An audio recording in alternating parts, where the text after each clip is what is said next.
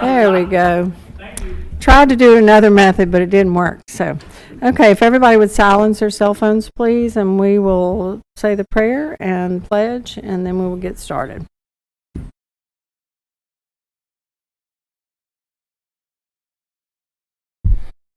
Father in heaven, we thank you for allowing us to be here tonight, safe and sound. Those in our parish who are having difficulties with the rain, ask that you place your hand there and do whatever is necessary. Keep them safe and sound, Father. Lord, we've got a lot of business here to do tonight, and ask that you give us all cool, calm thinking, cause us to work together, and limit our confusion that's amongst our midst, that we would all think in one manner, that we would work together to honor you and to serve the people who live in parish. Ask this all in Jesus' name, amen. Allegiance to the flag of the United States of America, to the republic which stands, one nation, under God, indivisible, with liberty and justice for all.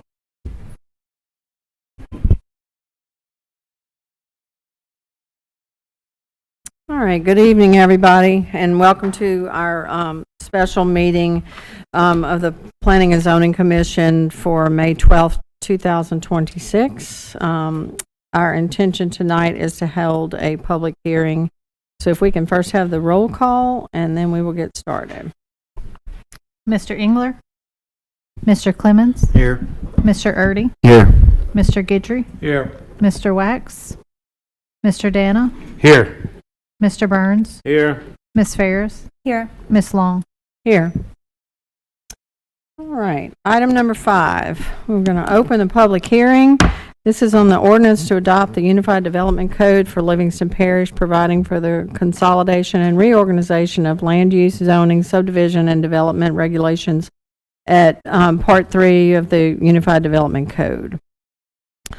As you all have this rather lengthy document, we're going to attempt tonight to cover all the changes and the things and suggestions that everyone would like to consider.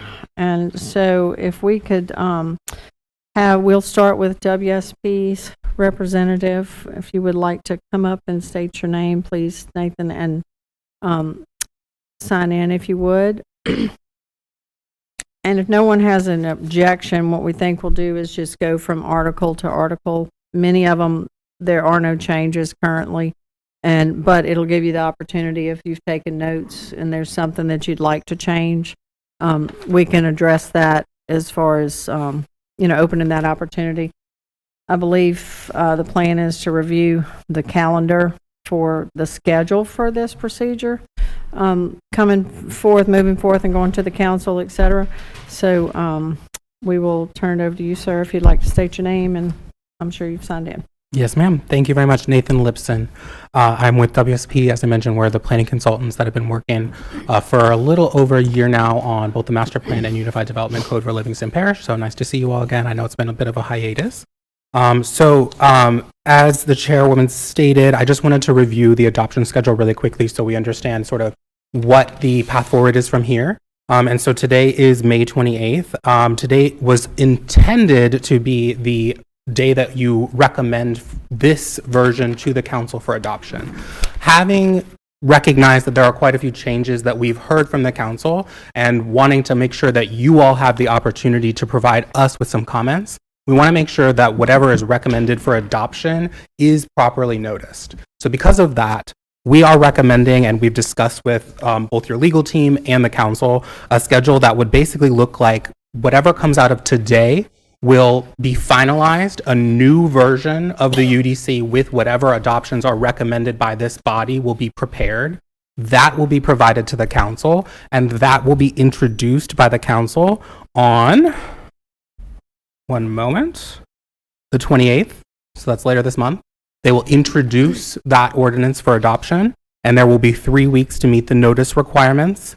Then later in June, likely the week of June 22nd, we just have to confirm y'all's availability. That would be the actual hearing at which we would come together again like we are tonight, and you all would hopefully recommend the UDC for adoption.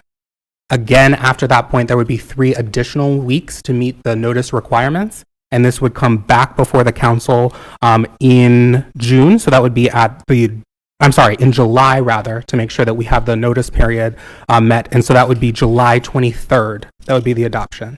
So I wanted to start there with, yes, there are, a lot of changes that we're going to be presenting this evening, and we want to make sure that you all have had the opportunity to review those recommended changes.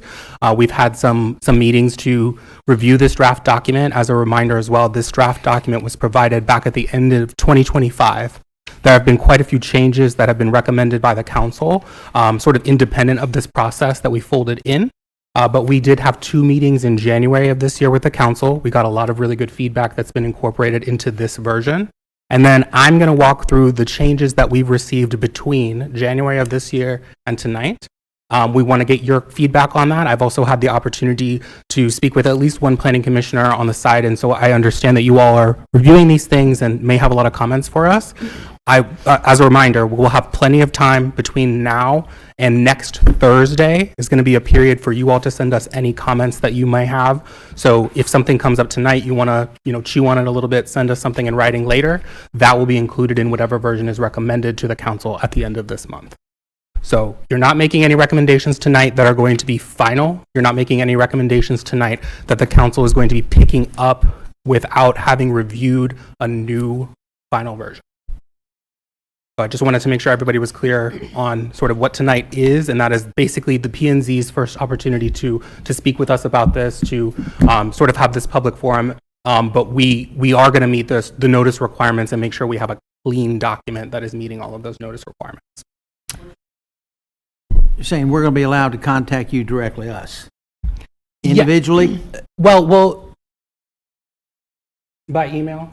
Yeah, I think that's fine by email. If you guys have specific comments, if you want to send us items in writing, we will compile all of those and I hope that everybody has a copy of this document. It says list of changes made to UDC since January. We will compile, regardless of what the status of the recommendation is, it will be recorded on this list. So this is comments from the Planning Commission, comments from the council, regardless of whether or not our team is making those changes, we will record it on a list. Okay, so that date will be May 21st on Thursday. If anyone has a comment or other suggestions, and then they'll move from there. So just for clarification on the actual date. Yes. Okay, if you would like to begin, I know you had a particular organization of how you'd like to proceed, and then if anyone, I know everyone has reviewed the document, taken, made notes of things as it's addressed. We can address each item as they come along to what you'd like to make comments on. Yes, so I will go ahead and read each article by title, and I will review the changes that have occurred since January, which are summarized on this other sheet that you all have. So Article 1 is the adoption, purpose, and applicability of the Unified Development Code. So I'm going to go out of order real quick and just stop to remind us all sort of what this UDC is. So as you're reviewing this document, you're going to see red text and you're going to see black text. Red text is new text that WSP has developed, that we saw a need to clarify something, to add an additional text that wasn't previously in your code. Black text is text that already exists in the current Livingston Parish Code of Ordinances that's been relocated from some other location to where we've put it in the UDC. So the purpose of this UDC exercise is both to clarify the development code, the rules in Livingston Parish, make sure they're all in one place, but it's also for us to fill in some gaps where, as we reviewed this code, as we performed the master plan and really got to know this community and your administration, tried to fill in some holes where we saw some potential areas for clarification. So that is the difference in coloring that you see, and again, the purpose of this exercise. So the 3 changes that we recorded in this section since January, the first one is in section 106.05. Very straightforward. We changed the word previous to the word prior. Pretty straightforward, just a semantic issue there. There's a change to 106.05 as well. That changes the text must not exceed the maximum lot coverage requirements. And it changes that text to must meet applicable open space requirements. So again, it's really doing the same thing, but we wanted to make sure that it's not necessarily just a maximum lot coverage, just meeting the requirements, whatever those may be listed. And then the last one in Article 1 is there was a statement, please see non-conforming sign section of Article Reserve. We clarified that we have, in fact, slotted a location for that signage ordinance. So those were the only changes to Article 1. I can pause there if anybody has any questions or would like to take us to any section of Article 1 for questions or comments.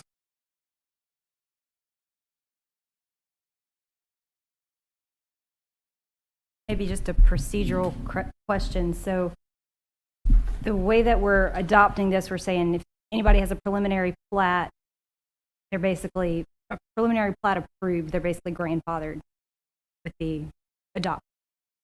What is the process going forward? So once this is adopted, there's, I think, process that we're potentially going to talk about of how frequently we make updates to the UDC, right? What set of standards and at what point in the process are people then held to what is in that UDC?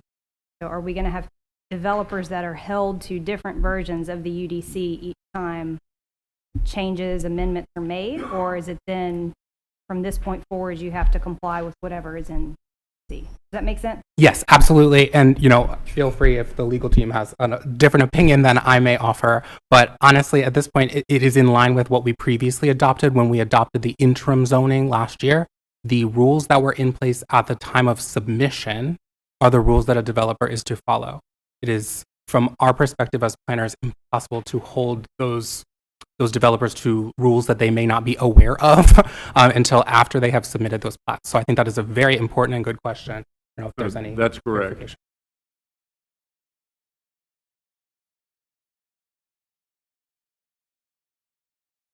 The submission of the actual plat, not any other, just applications or any of that, Correct. for Correct. clarification. So, and that would need to be something that and we went through an exhaustive process in interim zoning, making sure we had signed copies from the planning department. Yeah. Okay. Yep. All So right. maybe a caution for us, and tell me if I'm thinking about this incorrectly. I fully anticipate that once this is adopted, that we have a rapid influx. And then at that point in time, all of those submittals will be held to what is in here, with several of the sections still being reserved, not finished, whatever the case. So is that, yes, a valid concern? So I think at this point, the only section that will be left reserved is your signage ordinance. The references that are made to, actually, I'm going to stop there. I think the only section that is not completed, that is being left reserved, is the signage ordinance. There are references to the drainage criteria as well that are removed from the code and are now living in the drainage criteria manual that the council adopted, I believe, December of 25. But really, there should not be any outstanding questions. And I have two specific sort of areas that I'd like for some input today from the Planning Commission that I think sort of fall under that category of we need to nail this thing down before it's adopted. But really, there shouldn't be anything that somebody could get in the back door as we're trying to figure this out. And if you find anything that, something's missing or where did this end up, please let us know so we can make sure that's Yeah, I think my concern is less around backdoor loophole type things and more around, and I won't jump ahead to other sections, but we have things sort of positioned for additional requirement restrictions. So like section 802 and section 9089, I think is the roadway classification system. There's just some things like that that I don't think are finished yet. Mm-hmm. So if we continue to improve upon this, I think we have room to do, we are going to be having a large number, more than likely, of developments that come in that they don't have the same tree requirement, they don't have the same sidewalk requirement. Mm-hmm. Just caution. Right. And I just, if I may, in response, I know that at this point, it's May of 2026, and we handed over what we considered to be an adoptable version of the UDC end of last year. So I think that some of these items that, we're still working on this, we're still working on that, we're sort of the opinion that if there is not a critical item that is going to break your planning approvals, break the approvals by which you all have the authority to regulate development in Livingston Parish, that that's something that, as you stated, as you adopt this UDC, and we would suggest that you adopt a regular schedule for making changes, be that quarterly, be that monthly. I'm not here to tell you what that schedule should look like, but we think that this is really an essential step, is getting this reorganization past the finish line so that we can clean these things up. Because I think, and we've talked about this, that it's a slippery slope to just say, well, we can't adopt it because, and so we want to just make sure that we're not in a situation where it's always a great idea and we never get there.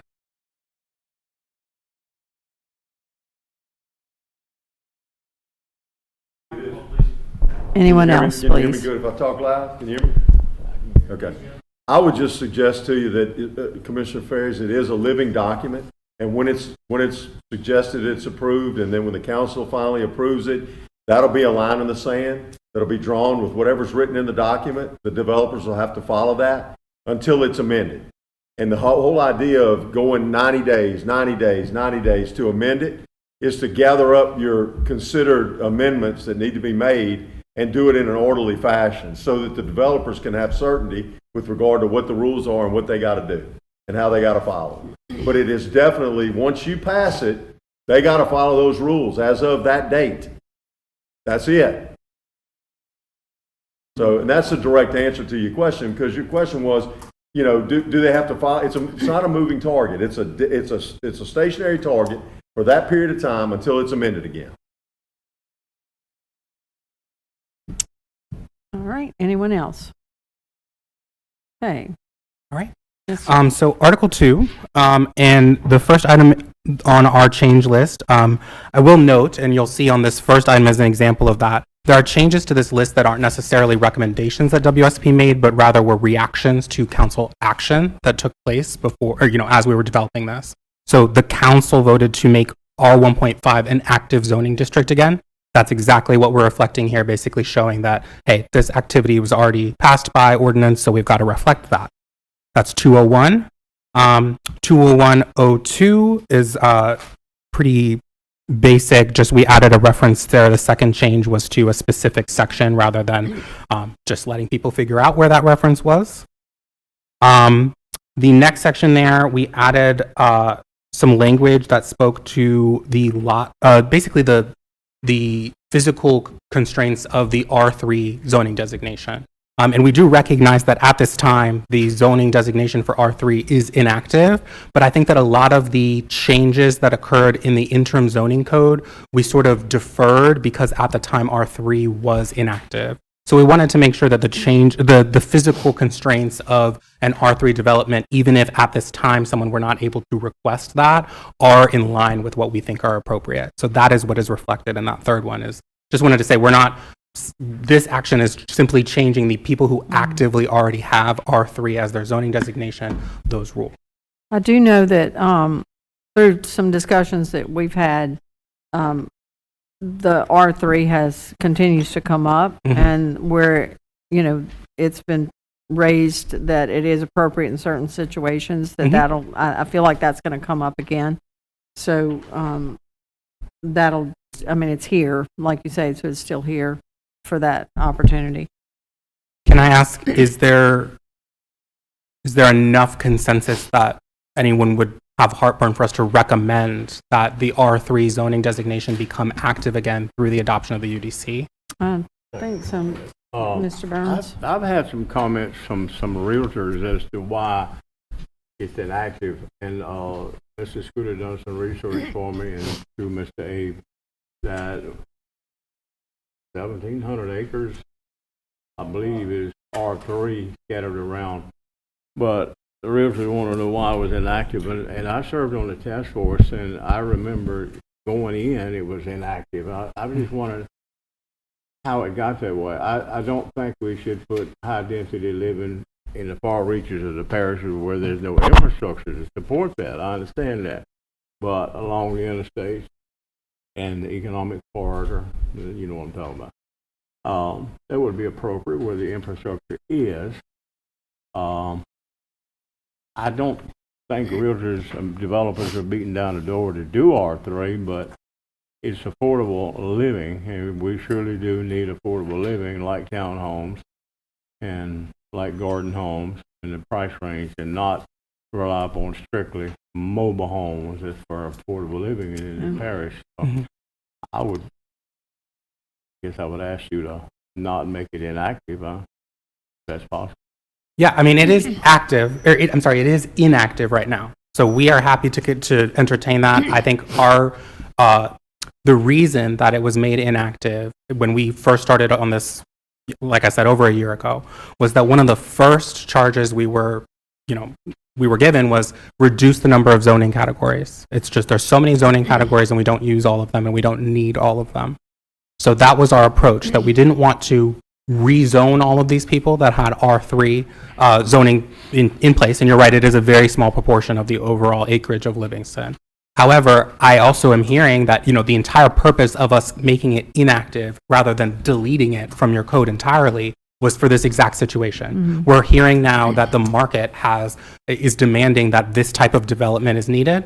I think that is the appropriate trigger for a reconsideration of whether or not it's active or not. So I would be happy to entertain that. And just so you all know, as we get comments from you all, my team here is recording what we're hearing are recommendations. We may not specifically say, yep, we're going to do that tonight, but we're going to take every recommendation that we hear tonight, record it, and make sure that we do the due diligence to make sure we're not going to have some trigger effect to something else in the code. So the recommendation that I have that you reactivate it is, you're recording now? Do I need to send that Nope, in? we've got it written down. And I think, I don't want to put words in anyone else's mouth, but please let us know if there's other planning commissioners that would like to endorse that.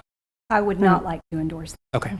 I'm not in favor of reactivating it, at least as part of this process, because I think it has been such a contentious issue that it should be given proper public hearing that the public is better aware of than, yes, we just reactivated that as part of this major document we adopted. I don't think we have sufficient provisions in place for how we control and structure rental properties, and the likelihood of garden homes becoming very big rental neighborhoods, I think, is very high. So I'm not opposed to it forever. I think I'm opposed to it right now until we can do some additional work to figure out, what do we want rental properties to look like? What do we want these neighborhoods to look like? We're fairly light on things like landscaping standards and architectural standards compared to some other surrounding areas and their development codes. So without fleshing out some of that a little bit better, I think we don't do it right now, but maybe we revisit it at a later point in time. That's my opinion. Okay. I was going to comment from Mr. Burns as well, and combining the two is the fact to make it an option moving forward in the future somewhat, but not just across the board reactivation, because I do agree that there's a lot of parameters that need to be discussed and get something that truly works. Mr. Burns saying that, in certain corridors that it would be appropriate and not others is somewhat what Ms. Ferris is saying as well, that we need to have a really strong guideline as to what we would like to do with that.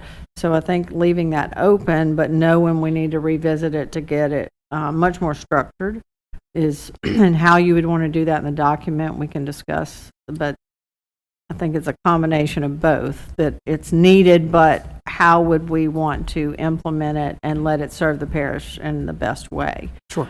So however you want to move forward on that. Okay, any other comments? I just want to say, I agree with Ms. Ferries that you should have public hearings on this stuff, but when someone asks for a rezoning, if you reactivate R3 and someone wants to do R3, especially in economic corridor, that when they come to the zoning commission, that is the public hearing about whether you should or should not have it.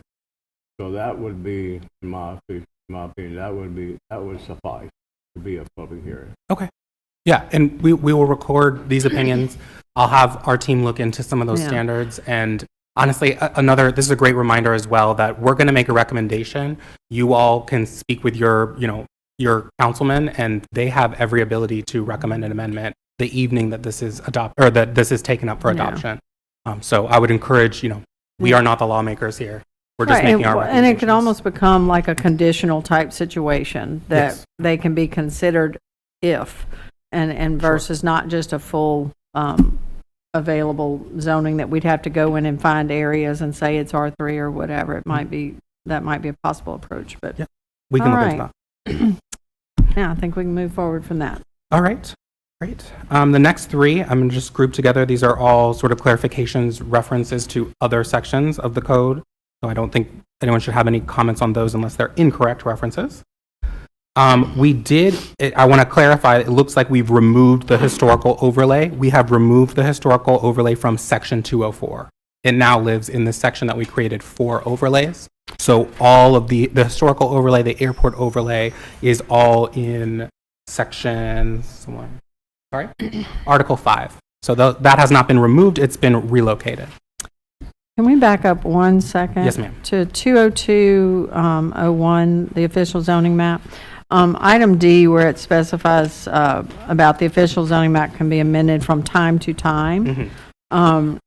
Pursuant to those provisions of the code, is there going to be, is there a specific time? I know we talked about 90 days, like every 90 days revisit, or? So the language from time to time is throughout y'all's ordinance, and that is Right. meant to give you all, we don't want to codify the only times that you can change the zoning code. So what this is essentially alluding to is if somebody is going to request a zoning change, be that a parish-initiated zoning change, a property owner-initiated zoning change, it has to go through the procedures to amend the ordinance. We just don't want to say a specific time. No, I agree. I just, when it was mentioned every 90, I just want to make sure that it's consistent Yes. throughout. Okay. And to that point, and I think this is something that's, Yes, sir. Mr. Clement. go ahead, sorry. Moving back to 20203, replacement of official zoning map. I'd like to see it spelled out exactly who pulls the trigger. It says, in the event the zoning map becomes damaged, destroyed, or lost, or difficult to interpret, who makes that call? There has to be a specific procedure. This is the event, this person makes the call, the group that makes the call. And this is a little bit muddy. Okay, we'll take a look at that. The council would ultimately make that call. I will tell you that this issue is in litigation right now in another parish, so we may have some guidance from the Supreme Court before too long. We just need to spell out exactly what triggers the call. Yeah, but right, as it is right now, it would be the call of the council. In other words, this would come up as a resolution in front of the council to not adopt a new map, but to recognize a new map as the existing map, as the corrected map.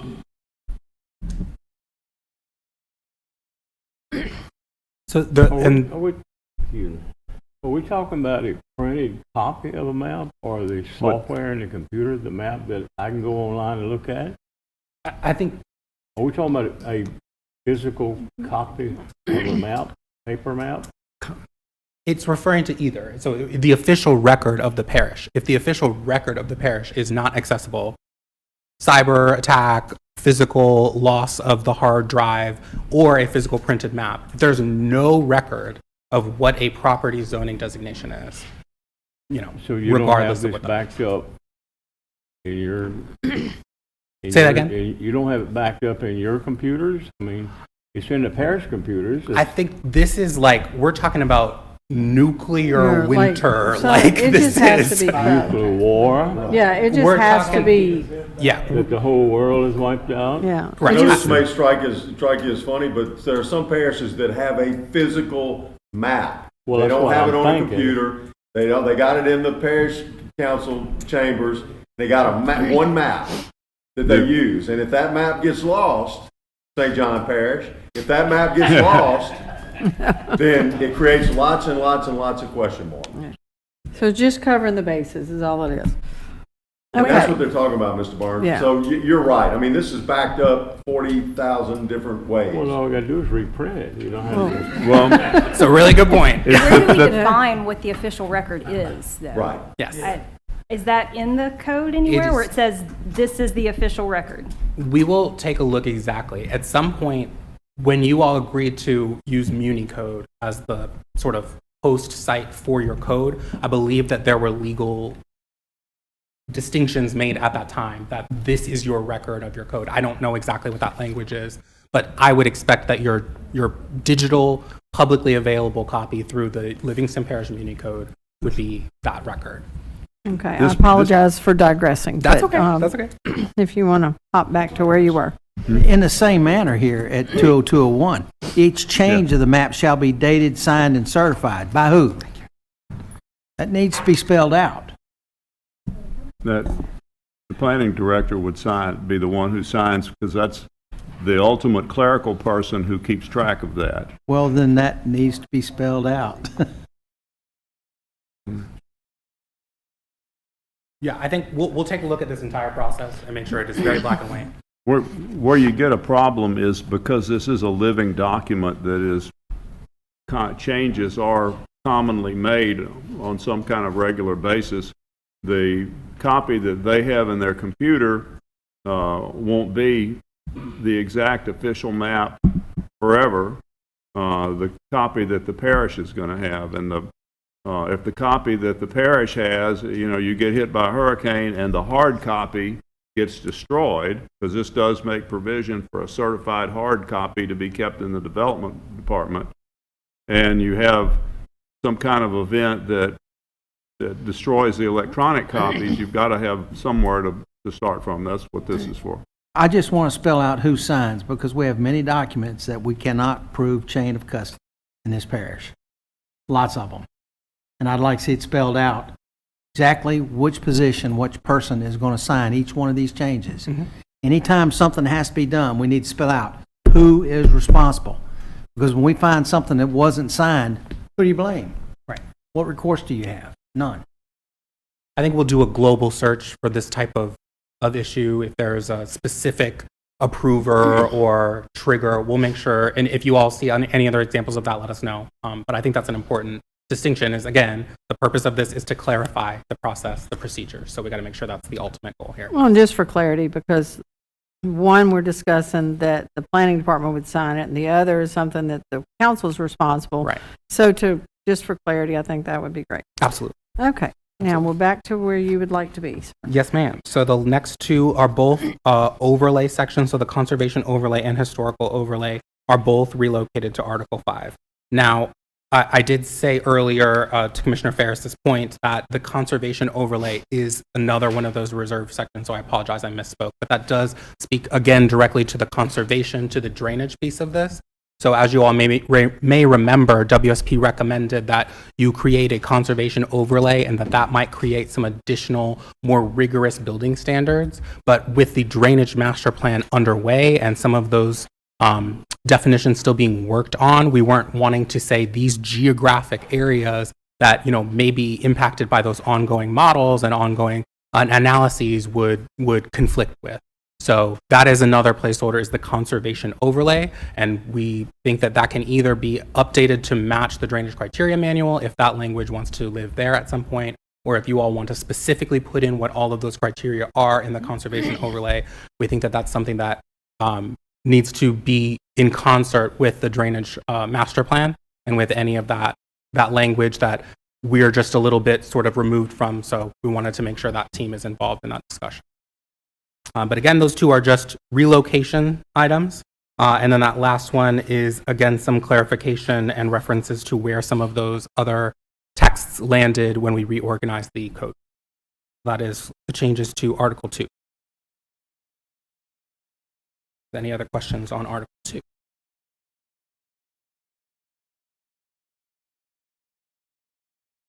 Okay. I think we can All right. move forward. I can go on to Article 3. Article 3, we did, again, sort of just change the reference here so that 30405 one was a previous reference to paragraph 4 of this section. It moved to Article 11, so we made that note. The second item, this is specifically for a hazardous waste special use permit. So this is something that actually we discussed with the council when we went through this a couple weeks ago. And so previously, the language that WSP had recommended was that a unanimous vote of the council be required to issue a special use permit for hazardous waste or landfills. there was some discussion that, and I think that this is not a unreasonable possible scenario, that one individual councilman could prevent what might be a very necessary development in the parish, be that a new landfill, be that some kind of hazardous waste disposal site that is essential for some cleanup project. The point there is that we still think it's important to not just have a more than 50% vote, that we think a 2/3 vote is a little bit stronger than just a higher than 50% vote, but there were a lot of concerns that we don't want to necessarily give that level of power to an individual that might hold up a necessary development in the parish. But I'm open to other comments or opinions on that. All right. The next section, I believe, is that the same permit, the same section? Okay, so exact same issue there, just different text referring to the exact same issue. So those two comments are both to 306, and they both relate to the hazardous waste and landfill sections.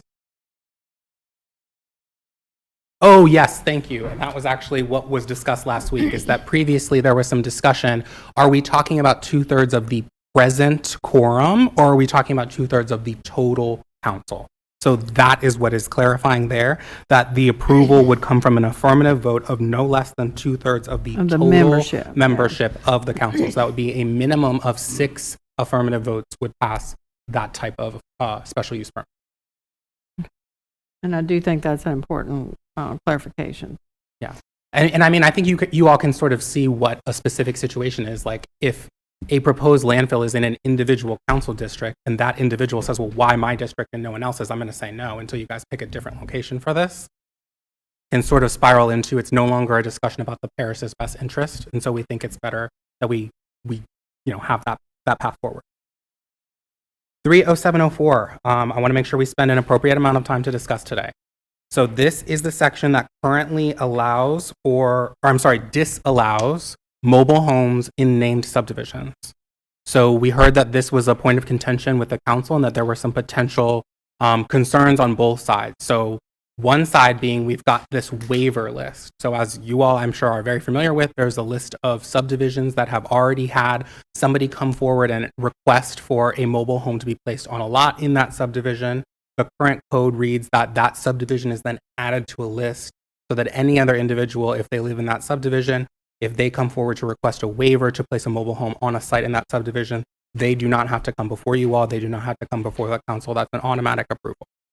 The path forward that we are suggesting, which we think is sort of an in-between between absolutely no mobile homes and every single mobile home is going to be allowed, is that this maintains your waiver list. So this maintains a list of subdivisions in the parish that are named subdivisions that an individual would be able to come into the parish planning department and get an administrative approval to place a mobile home on their property.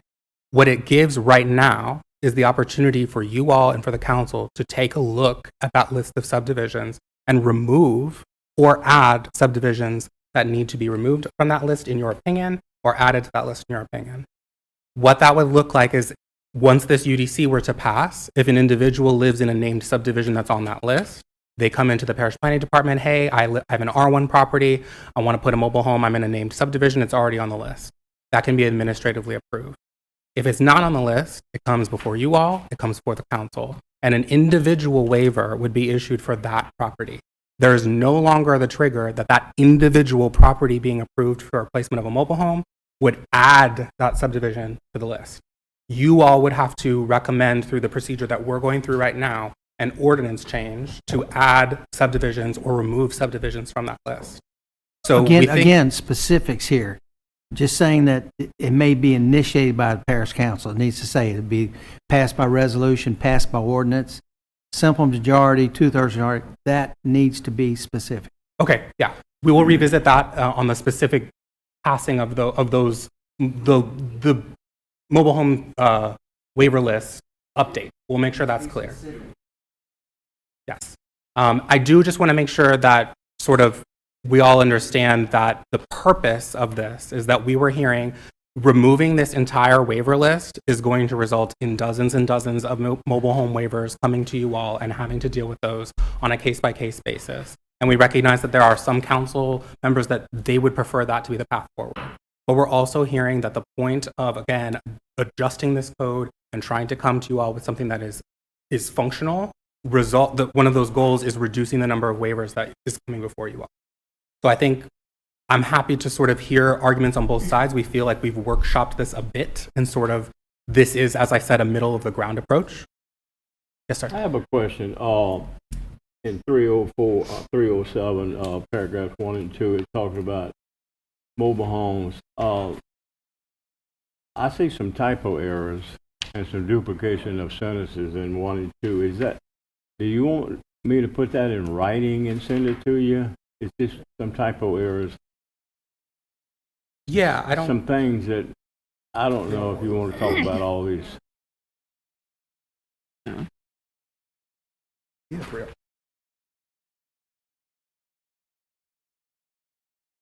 I don't see a 30407. 307. 307.04. Oh, I'm sorry.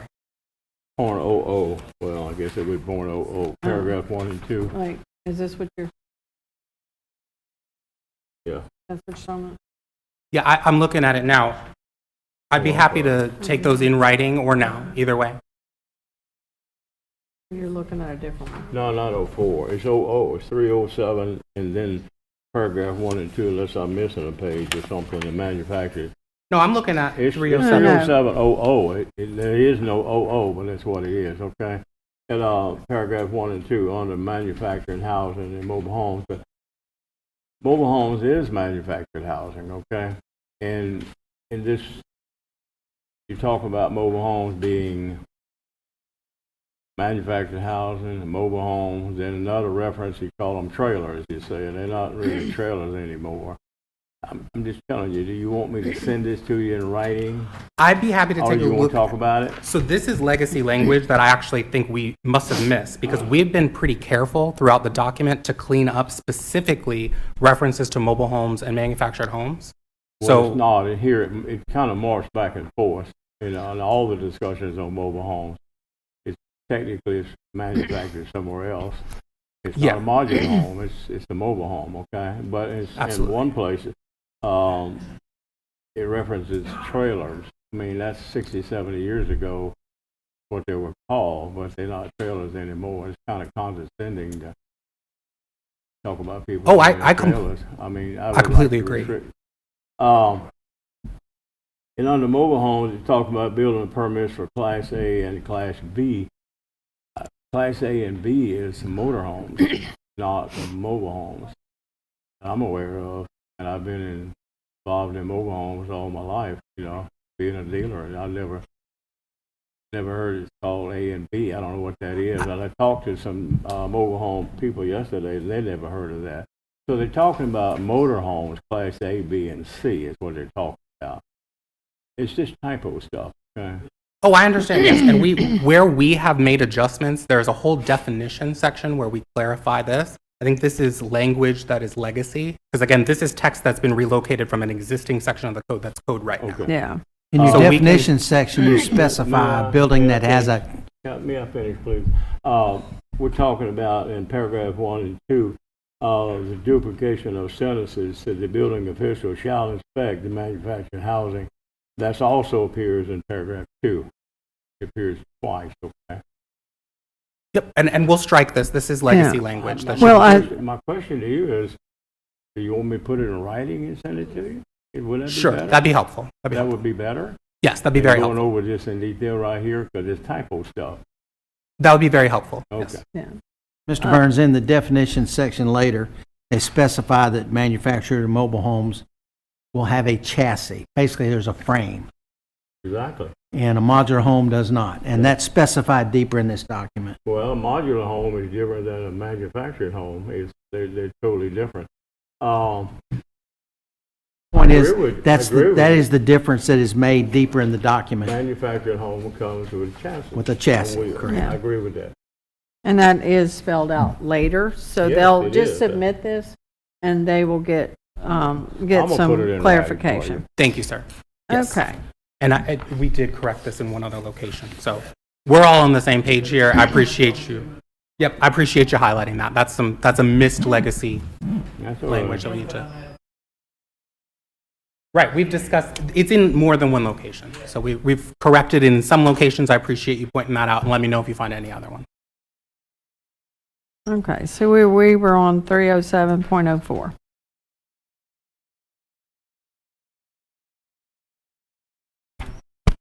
Global, yes. So are there any comments generally about this mobile home issue, the waiver list? I wanted to make sure I heard from this body on your opinions about that sort of change. I mean, I personally would like some things removed so that it's not a continuing issue that people can just cross the board, because that's where some of this health and safety falls through the cracks if they don't. And I realize it's more work, but I don't know that we have it that frequently that it's not worth it to protect other property owners and, you know, et cetera. So Sure. that would be my take on it. Yeah, and I know that we received at least one revision to the waiver list from a councilman, so I know that at least some of them have taken a look at what may be in their districts. But I would encourage you all, if you see, you know, this is an appendix to the document that you all have in your hands, so let us know if you see, I don't know how that one even got through the cracks. We need to take that off. And so on that one and any of these other comments, if you all, it's really, really helpful for my team. If you catch these things when we get these from you, Commissioner Burns, if you see something, a page number, a specific reference, as you said, 307, that's really helpful for us when we to make these revisions. I'd like to expand on that one, 30704. If you got a mobile home and a manufactured home and a subdivision, can't rent it out. But if they do, I mean, we come across this quite often. We had one Thursday night like this. Who gives a waiver? The council? They got to get a waiver from the council on that? So If you're they want just to rent it out?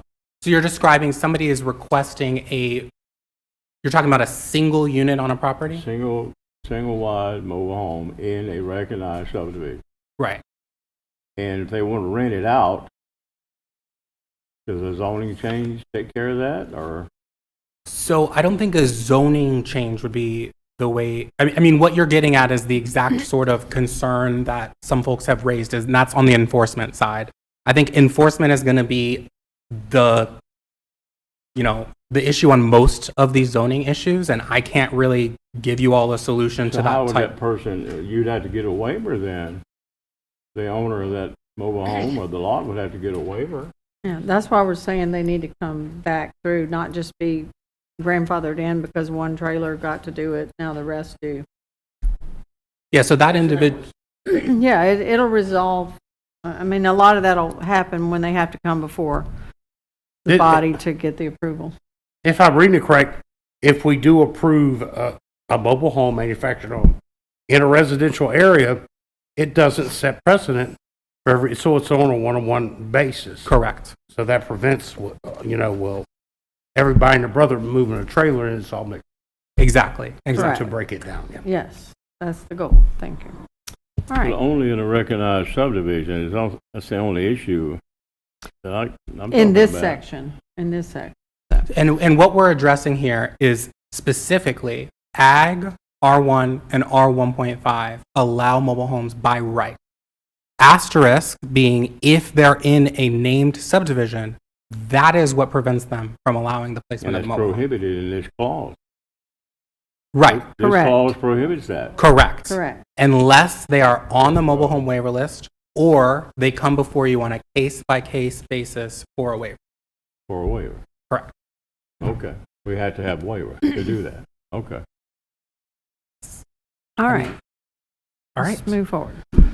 So, I'm out of space up here. I got so much paper. All right, so that was the big change to 307. Again, so 30704, that next comment is basically us just clarifying that if you are in a named mobile home subdivision, you're allowed to put a mobile home in that. I think that's pretty straightforward, but just we didn't want the definition of a subdivision to get confusing as to who is allowed to place a mobile home. The next section, 308, we simply changed the title just to clarify that there might be some other activities that are described in this section. So I think that's pretty straightforward. We didn't change any of the actual regulations, just the title of that section. 30806, again, I think the first two changes in A and D are simply clarifications. And then E, we got some comments that there were some very specific language about gravity drainage district 1, gravity drainage district 2 that were very specific. And the comments that we received from the council were we want to make sure that the authority is left open so that if it's, say, a incorporated city that is responsible for something, if there is another gravity drainage district is approved and funded, that language would follow to any drainage authority, not just the current named district. So this would be whoever the authority is, the requirements would follow to that authority. And then we removed 2 references to 701. Those were old references after the relocation. And that last one was moving the regulation of telecommunication towers to section 1120 from Article 3. So those are all of the changes to Article 3. Any comments on that? All right. I have a comment. Yes, ma'am. on, I think I submitted this to you guys with a typo. I think I said 80302B and should have said 30802B. Trying to find the exact sentence. Did you So, see that?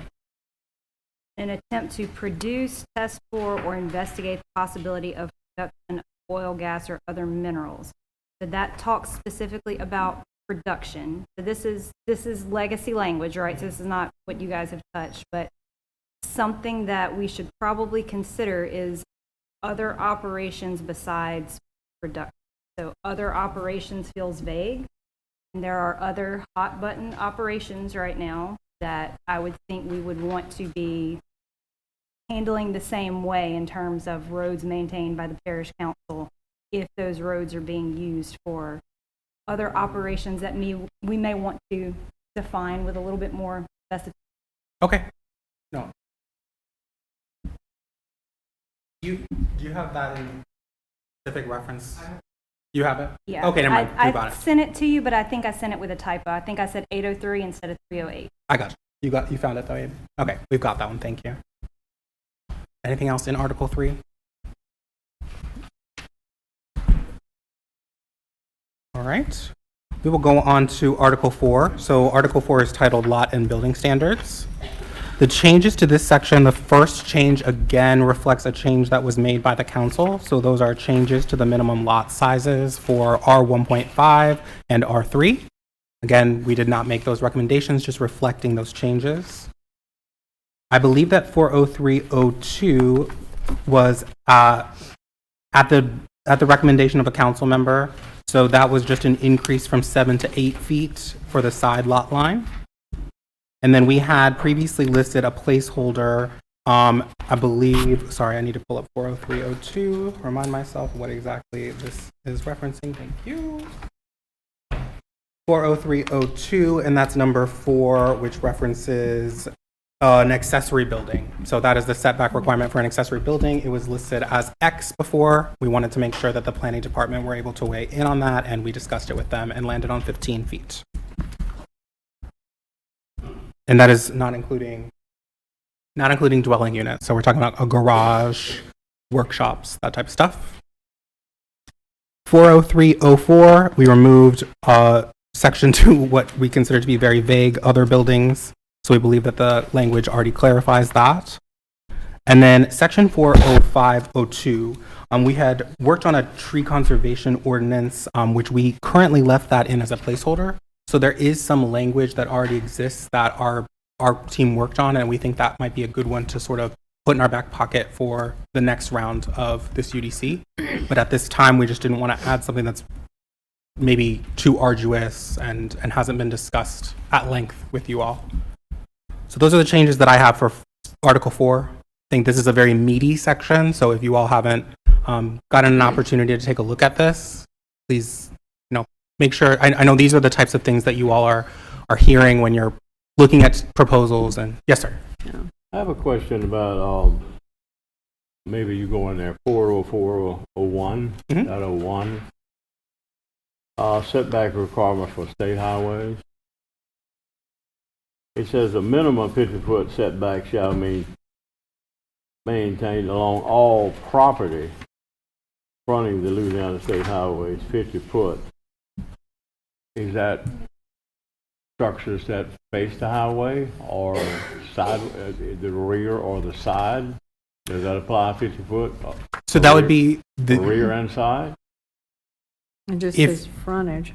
I guess it depends on which, if a building is not fronting that roadway, it still needs to be outside of that area, if that's what you're asking? Well, the frontage, well, here we've had a lot of discussion in the last couple of years over widening roads, future highway. Yes. And especially Florida Boulevard, we got some setbacks there, front, rear, and side. I see what you're saying. This does not address, I like this, don't get me wrong, and so we can start widening our highways if people won't build in it, then the state's got to buy the buildings. You Yeah. say. That prevents this, and this is great, but it doesn't address rear nor side. Yes, that is a really good catch. I will make sure we either, I'm thinking, and I want to make sure I get with my team, but I think if we just strike the word front, that this would apply, but I want to make sure I get clarity. So we will make sure that no matter if it's the front, the side, or the back, that this applies. Because to your point, it's pretty useless Yeah, if, it doesn't you know, address rear. Our Yes. other ordinance that we got on Florida Boulevard does address rear and side. perfect. We'll take a look at that. And That's a it's- really good catch. And it's in this UDC. Perfect. Our ordinance that we passed with the Master Plan Committee a couple of years ago. Okay, perfect. We have some good language to take a look at then.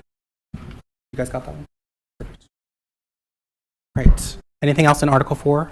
The only thing is swimming pool Yes. issues. And I do not have a pool, so it has nothing to do with me. But I just was curious about the 7 days that you have to, meet the criteria.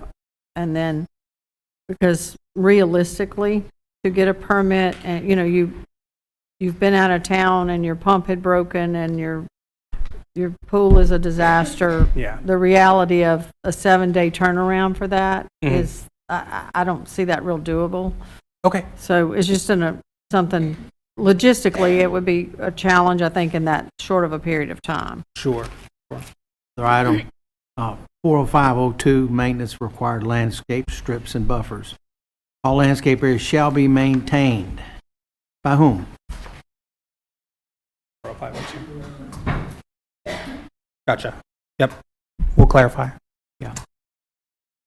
So on that, I wanted to make sure I address the chairwoman's comment on the pools. I think we may need to double check. This might be a health requirement, so I need to double check. Absolutely. that- I'm just that- saying if we can look at it. Yeah, It's that, absolutely, absolutely. And yes, we will clarify the responsibility of maintenance on the landscaping strip. That was a good catch too. And she's right. If you lose a pool pump and you're gone, I've just got past this. Lost a pool Yeah. pump for 7 days. It took almost 2 weeks to straighten that rascal out. I was gonna say the shock Well- itself is gonna be 7 days. Well, First, you and, got to skim off everything that's in there. and not to mention, if you have to order a pump and it's not in, and then you have to line up your, whomever is going to install it, all the things that come into the realistic process of Yep. what would have to happen is just not attainable. Understood. So, weeks is a better number, if not. That's what I was thinking. We'll take a look. yeah, and I'm curious as to how is that going to be policed? Like, Your neighbors tattle to the parish. Yeah, I mean, the that- same way that they do for everything. but I mean, that's today. basically because we can't hop from yard to yard, so. Right. Right. Is this for mosquitoes, to prevent mosquitoes? I know most of the time pools in the backyard, nobody's gonna see it. You really gotta live next to a Karen. Right. And plus how they gonna enforce it? It seems like a little bit more of an overreach unless it's to do with mosquitoes or something like that. Right. And that's Which- another thing too, no matter what it says, however much shock they tell you to put in, put 2 or 3 times that. I would like Because we live in Louisiana. Well, and you also have a cost involved, there's just so Oh, yeah. many factors that, and again, if you already require fencing, so that your insurance company and whoever requires that. And then you look at people who, okay, all the kids are gone, the elderly couple, they're paying for medication instead of the pool. And so, I mean, there's just lots of things, the factors that need to be looked at for that. Absolutely. I would like to expand on that. On the swimming pools, it talks about permits and failure to comply with any of the above shall be subject to, and it goes first, second, third, and fourth offense. It goes all the way down to the fourth offense, and you're subject to 1 to 5 days in jail. Okay? I think that's a civil matter. That's not a criminal matter. I guess that question goes to the legal department. If you don't clean your swimming pool, you can go to jail. I mean, if that's a fact that you can go to jail for not cutting your grass right, I don't think that. But if I'm interpreting this That section, is not. That's a civil matter, am I right? is Homeowner association.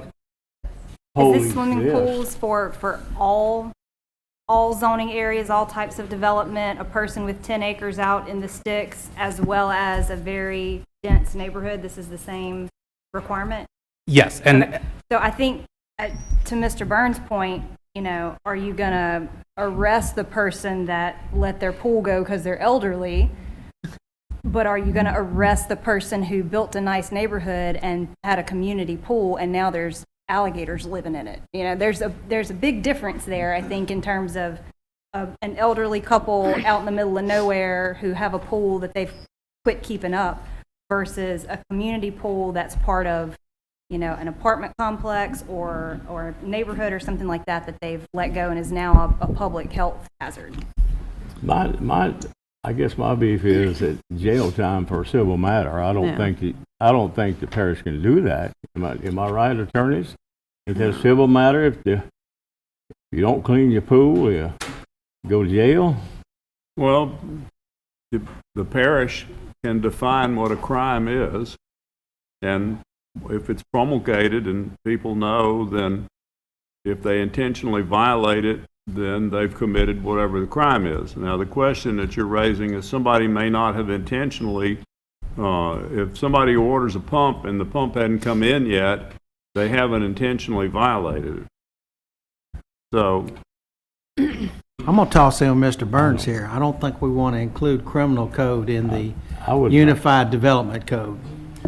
No. I think y'all are all missing the point. I think this is a great reality TV show. The pool pump police, and here we go, Yeah. It makes some money.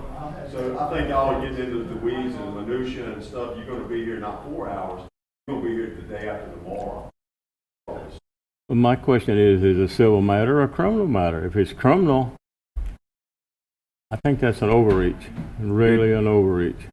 I think it's an overreach for some areas, but not for others.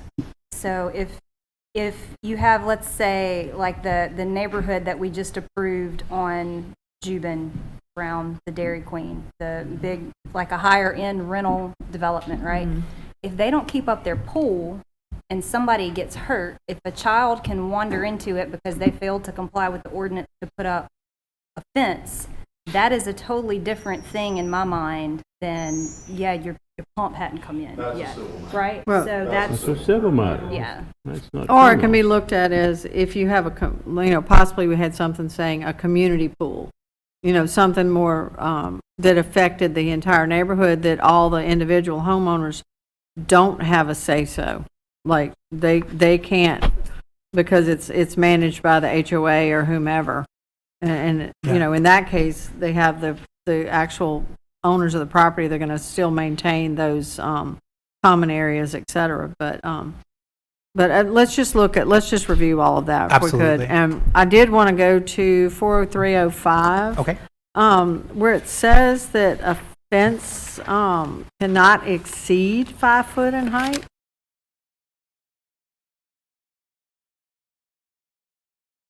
On item 2A.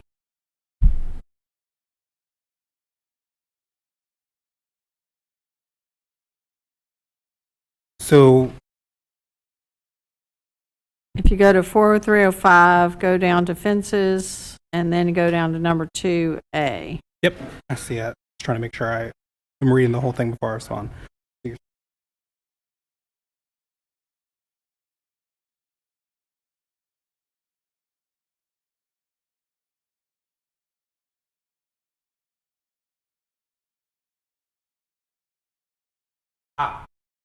So this is a exception for specifically the setbacks, that there cannot be the construction of fences in that setback. Is that correct? As long as they are under 5 feet. So I can build a fence in the setback if it is less than 5 feet. Doesn't mean I can only build a fence up to 5 feet on my property, but it has to be on my property versus on the setback. Okay. Is that, I mean, the majority of the parish won't, would not fit this I description. think your drainage districts would have an issue with this. We require fences in a setback. Like on a commercial, they still have setbacks, but they have to put their fence on the property line. Okay.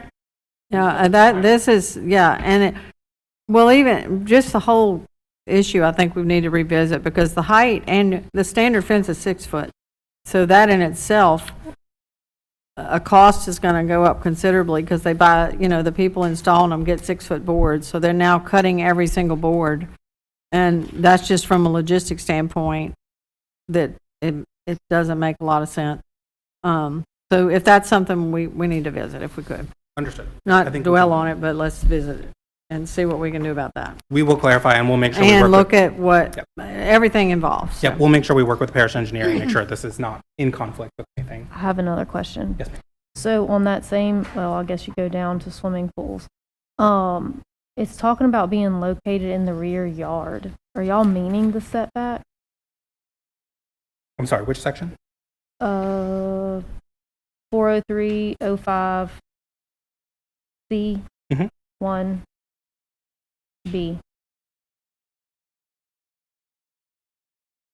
Yes. So we don't allow permanent structures in our setback. Is that something that they wanted to start allowing? Huh? The red language?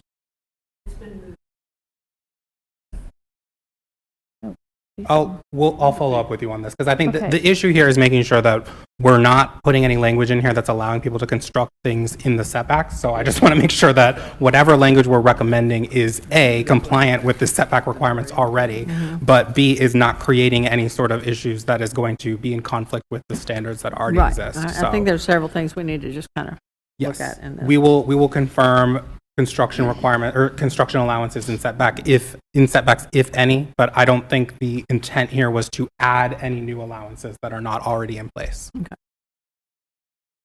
All right, so I think we can move forward. Right. So the next section is Article 5. Article 5 is titled Overlay District. So as I already alluded to, there were a couple of sections that were previously located in Article 3 that have been relocated to this section. So those are listed in the comments that I previously discussed. But under Article 5, we have this first sentence, to provide for the safe operation of transportation infrastructure. We provided some clarity there, just to sort of be a little bit more in line with the general regulations that are not just about that one specific issue of safe operation. That second one changes to 502. We just are referring to this section now as a division rather than an article. So that is, divisions fall within articles. This used to stand as its own article separately, the historical overlay, so now lives here. So we did add the boundary map that identifies the Hungarian settlement historic area. We did add buffer requirements, and that is along Strawberry Lane, so that I'm looking at 50403. We added additional buffer requirements applied to commercial developments along Strawberry Lane. That came from Councilman Erdy. We did in the next section, this is also language that came from working with Councilman Erdy, who I know is very involved in the development of this historical overlay, and we wanted to make sure that, that section is well understood and well defined. That airport overlay section, again, that is not a change to the specific text there. We've really been careful to not modify any of the language that's come from your airport board. It was just changed from an article title to a division title. The next section, again, clarifying language that is not changing the intent or allowances in the airport overlay, same as the changes to 50502 and 03 and 04. Again, that change to 506 is simply adding in that language that alludes to the drainage master plan as it relates to the conservation overlay. So I said earlier, that's a placeholder at this time. We believe that you need to work through the drainage criteria manual to address any of those requirements. And the last four denote that we have created what we think might be the structure of this section, but those have been listed as reserved. So that is your overlay sections. Yeah, Yes, sir. I have a question on 50306 design standards. Yeah. I believe that is any residential, like applied to residential within that overlay. It seems as if the HSHO economic development sub-area is in regards to business and the other is just in, like the design standards, right? So height shall not exceed 30 feet or 2 stories. So I'm assuming it's, if you build a 2-story house with 12-foot ceilings on each level, it's going to be, 38 feet tall. Mm-hmm. So that would take precedent over the 30-foot rule. It's one or the other. What if you build a I don't know technically how they're referred to, but if you build a 2.5, like if you have a dormer in the ceiling, right? Mm-hmm. So where does it, the height of a full 2-story and a full 2.5 story are the same height. You just happen to have a living space in the attic space, right? Yeah. So the same height, whether it's 2 or 2.5. So what would apply there? If you have a 2.5 story, would it have to be 30 feet or less? It's just somewhat unclear. Yeah. Because I plan on building a full 2-story, and it's going to be 38 feet tall. So, my current house is a apartment above garage, and it's like 34 feet tall.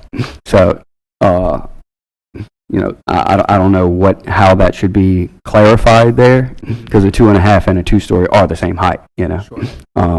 But And what we don't want to do is create a back door here for people to violate that height restriction. So I will make sure that we provide very clear language as to what the definition of a story is, and hopefully that will. Same thing in like downtown Hammond, right? You can build, I think, 3-story is the maximum. But again, if you don't have that half rule in there, Yeah. who knows? Like, whose call is it if it's allowed or not? So Yes. just to clarify, that was my only question on that one. No, I think that is a really good catch. We'll make sure that we specifically put in a definition for story. I think that clarifies it. Yeah, or like under 3-story Sure. or something. However you want to define it. Yeah, because it does vary depending on roof pitch, and Right. there's all kind of things that it could change the entire, someone could have house plans and do everything and then discover that their house is 2 foot too tall. Yep. So which is a disaster if you're that person. So yeah, I think something a little more flexible, I suppose. Mhm. Okay. So anything else on that, or can we go back to articles? We'd be ready for Article 6? All right. Article 6 is titled Subdivisions and Planned Developments. So we have a handful of changes here. So we clarified on what is going to trigger the fees. So this is the section that includes family partition. I want to spend a moment to discuss that. Specifically we're charged with drafting a ordinance that does speak to family partitions. So I want to make sure I clarify what exactly that is, because when we started to discuss this with the council, I think it became clear to us that whatever the previous definition that Livingston used for family partitions is not what we're describing. So what we are describing is an individual, I'm going to just use a specific hypothetical. So an individual owns 10 acres of ag zoned land. So the minimum that they would be able to subdivide that property would be, they would have to find a piece of that land that could be subdivided 3 acres or more, and they would have to meet all of the frontage requirements, all of the zoning requirements that would come with ag. The purpose of the family partition, which is essentially a waiver of that requirement, would allow for an individual to say, I have 3 kids, I've got my 10 acres of property, and I still need to live there. I've got my farm operating on that property. I can't break off 9 acres of that land to give my 3 kids 3 acres each. It is a minimum of a ½ acre, no matter what my zoning designation is. The minimum lot size would be a ½ acre. I would be allowed to break off a half acre without changing my zoning designation from ag. So that would result in me having 4 lots that are recorded with the assessor's office. So one of them would be, I gotta do math on the spot, 8.5 acres, and 3 of them would be 3.5 acres. Each of those would have to meet all of the frontage requirements. They would have to meet all of the siting requirements of a property if they were to put a home on that property. The only waiver that it is it allows an individual to not meet the maximum or the minimum lot size of 3 acres in that. In this example for ag, it would allow them to meet a half acre instead of 1 acre in R1. So those are, I think, the 2 zoning categories that this would likely be used the most in would be R1 and ag. And this is in response to us hearing, a lot of concerns about affordability, about folks that, have property in Livingston that they want their kids to be able to stay here. They want their immediate family members to be able to stay here, and that they're not going to be able to meet that minimum lot size. They're going to have, it's not an affordable path forward for them. I recognize that there is the potential for abuse here. And I want to just be straightforward with that. Same issue that we had before. An individual is going to be asked when they come before when they go to the planning department, they're going to say, hey, I own 10 acres of land. I would like to, my son wants to build a house here. I want a half acre. They're going to be handed a document that is an affidavit that says this individual is actually my son. This individual is actually, I'm meeting all of the requirements for meeting the family partition requirements, and that individual is going to come before. They're not going to have to come before for the council. That would be an administrative path. Yeah. So the purpose here is to again prevent all of these waivers from coming before the planning commission and the council of, I can't meet this minimum lot size, I can't meet this minimum lot size. It is specific to an individual that is related to the property owner, and it would be an actual recorded subdivision of the lot. It's my understanding that in the past, when this family partition rule was in place, that there may not have been a recorded subdivision of the property, and I think that's what was confusing to some of the council that we were discussing is, well, they didn't want 5 or 6 addresses on one address or on one specific parcel, and that would not be allowed. Right. So hopefully that is a quick cliff notes of the intent and the actual function of this ordinance, but happy to answer questions. So another hypothetical, say my parents had 1 acre and I wanted to build a house. They could partition that one, and that's an R1, say, and then they could split it into half and half, and then I would build a house on the other half, and then we would just end up, so that would be almost a workaround to, like, now we have a lot of people asking for 1.5 for similar scenarios. So they would still remain as R1. It would be subdivided. It would be a new property line there, and there would be 2 half-acre lots in that R1. That's similar. It would result in 2 non-conforming lots in R1, to your point. Okay.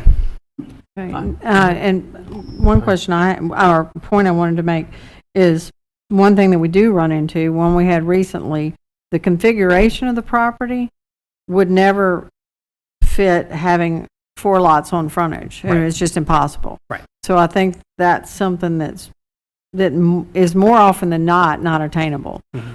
So I think that has to be addressed too, because we see it all the time where it's more of a long, slender piece, and they're going to travel on, one private servitude type driveway type situation. And I'm not digging into every word of it at this moment, but I just think that needs to be brought up, that in certain circumstances that frontage for those is, I don't see that that's going to be possible. Yes, I sir. think you answered my question, but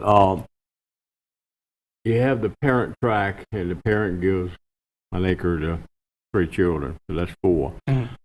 You have to have the engineer to draw up a drawing with a plat, a preliminary plat. It has to be brought to the planning department, and it's deeded. It's deeded, right? Each one of the children gets a deed to his 1 acre? No? I'm not sure exactly. It would be just like a preliminary site plan that comes to the planning department. You have to go hire an Right. engineer and do a map, and then once it's done, then you have to yet each lot has to be deeded and broken up. Right. So it would be recorded with the assessor, so it would. I don't know Has if to it be would be recorded. deeded so Each lot much. has to be recorded. Yeah, it would be recorded, but not necessarily deeded in that child's name, maybe. Yeah. Yeah, don't like the son-in-law, so, Giving the property to the kid so they can sell it or mortgage it. right, that's what so it's recorded as an individual, the lots are recorded, but not necessarily changing ownership. Yes, and I don't think that that would be something that the parish So would the want parent, to. so the parents still own the land, even though you have 3 more lots given to the children, the parents still own the land, still in the deed of the parent's name. Yeah, but the Right. parish recognizes it as now we've got 3 lots or 4 lots. So each lot is recognized, but change of ownership is not required. Well, what happens down the road? Can the parents Take it back? Yes. take it back, sell it, whatever? Yep. They don't like the son-in-law. Son-in-law runs out on them. They don't want him getting a part of it. And I know of those circumstances, so. Look, that happens. That's right. That happens. I am familiar with things that, Miss Kathy, of may people I? that have Clarify happened. that. I got, Yes, sir. I got a little something. So, Jacob, the 1.5 is what the council came up with in lieu of the family petition, and it did help somewhat until we get to this point. There's only, me and Ms. Ferry spoke about this a couple of times, it's 3 lots, 3 additional lots, and that's about what people have been asking for. You're right, there's really no good way to police this. If people lie on an affidavit and provide false, if we catch them, we can give them a ticket, I guess. That's about all you can do. And they go to the court, and the court has to tell them what to do. There's only one thing here, Nathan, that I don't think these family petitions need to come to the P&Z. Correct, yeah. They could be administratively approved. But on 8, it says they have to. Okay.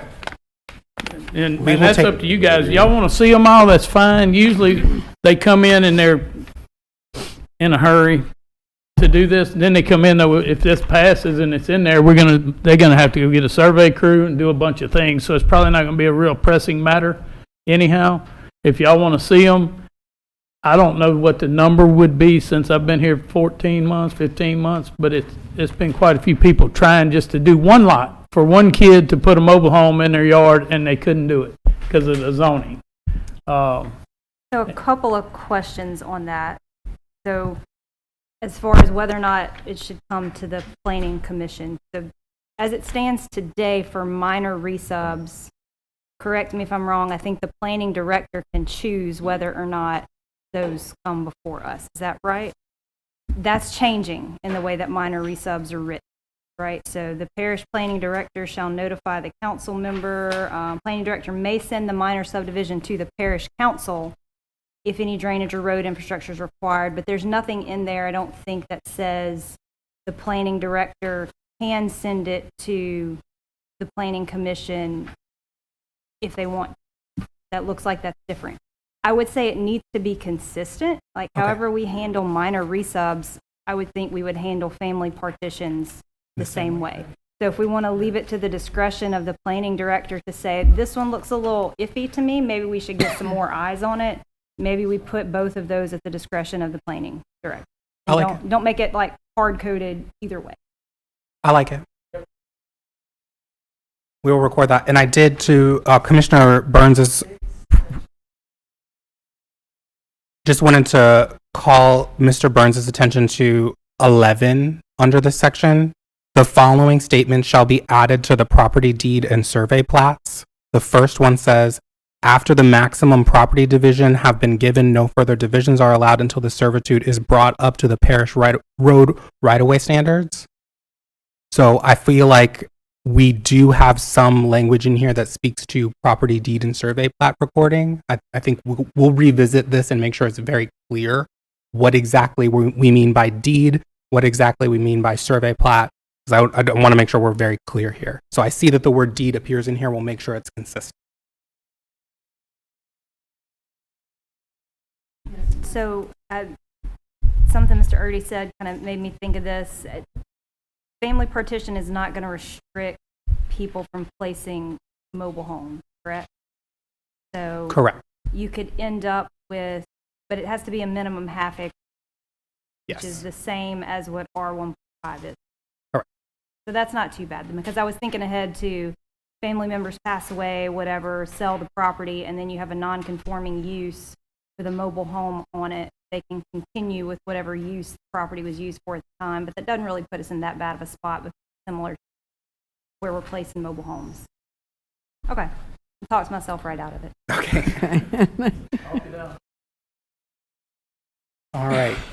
So the only other changes that we have listed for this article are 60103 is a reference to Appendix C. So that is where the waiver list now lives for subdivisions. So again, if you guys have revisions to that pre-approved subdivision list, let us know. We adjusted the number of lots. I believe this is in 60201. That is for a major subdivision to match some changes that occurred at the council, I believe. So that defines, I think there was sort of a gap between major and minor subdivisions of 3 lots. So we just adjusted the definition of major to more than 7 rather than more than 10. That should be consistent with the language that already exists in the code. We did add a sentence 60304 that is consistent with what will become the roadway criteria that essentially developers to follow for developing a site. So it just speaks to the required studies that they have to do. And then same with that last section, 60304, both of those relate to those studies that they have to do in order to get a subdivision approved. Any questions on? And that's specific to the PUD. Yes. Thank you. Yeah. Making sure I wasn't overlooking something. Yes, I appreciate that. Yeah. All right, any other comments on Article 6? All right, we will move on to Article 7. Article 7 is titled Drainage, Floods, and Water Resources Protection. This section, I think you will notice, is almost completely black.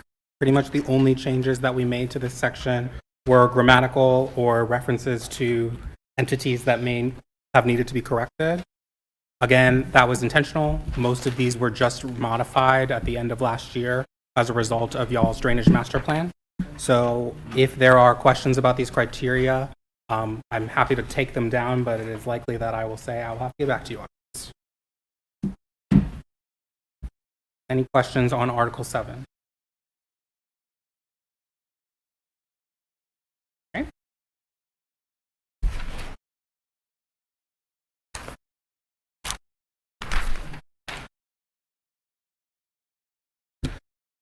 This will be our longest discussion. That would be Article 8, and that is soil and land management. Just kidding. Again, another section that should have almost no changes to it. This is going to be impacted, again, mostly by the drainage criteria manual, or the drainage master plan. Very few changes to this section. Any questions on Article 8? I figured out my typo was not a typo. I think it was just the same language in 308 and 803 around the use, the notification of road use. Okay. So just something maybe we should take a second look at. 80302 Got it. B, oil, gas, minerals, exploration, production, or other operations. If we could flesh out other operations a little bit more. Absolutely. Any other comments on Article 8? All right, we will move on to Article 9. Article 9 is titled Project Design and Construction Standards. So the changes that were made to this section, I believe, clarified the numbers. So 90301 and 90302, those are not changes to the actual fees. Those are changes to the language. So it was a little bit vague before. We just made that clear that a flat amount of $1,000 is what is being discussed there. 90402, we just added transportation impact study. Again, that is consistent with, double check on right section, 90402.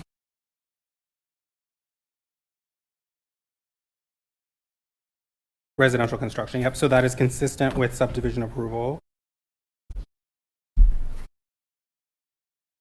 All right, 90402, I also just wanted to note, there was a reference in this section to major subdivisions, and in the discussion with the council, we found that really the regulation applied to all subdivisions and shouldn't be specific to the major subdivisions. Anybody on my team remember exactly what sentence that was? Impact study, but unless we, All right. I just have people. We will modify transportation impact study to align with the actual verbiage, which is traffic impact study. Should not change any of the criteria, just making sure that language is consistent. That was one of my questions. That was the question. Okay, good. Yeah. No changes to the criteria. So I wanted to make sure I understood 90402. There was that removal of the word major. Oh, that's right. So the first sentence, construction plans for all subdivisions shall be prepared by a civil engineer. I believe the previous language said a major subdivision. No reason to clarify from our perspective if they're all. All right. 90403, again, is just clarifying. I think this actually speaks to Mr. Clemens' earlier discussion, just clarifying a process here. And that was at the direction of the council, actually, at our last meeting. The next comment on 905 is simply to clarify that we had a placeholder there. On the next 90809, there is a placeholder that has been placed for roadway classification system. So Councilman Goff is working on that with your Public Works Director. So that is a placeholder just to recognize that, similarly to how the drainage criteria manual is referenced in the code, but it exists as a standalone document, the roadway criteria manual will be referenced in this section, and those criteria will live in that separate document in a way that essentially if a developer comes to Livingston, you can hand them a roadway criteria manual, a drainage criteria manual. Here's all the rules you need for developing subdivision. And that last one was a typo. Oh, I'm sorry, I got a couple more on the next sheet. So I believe that all of those changes in 90902 are, so the first two are clarifying. Do we have changes to these numbers, or is this just clarifying? 90902. Mm-hmm.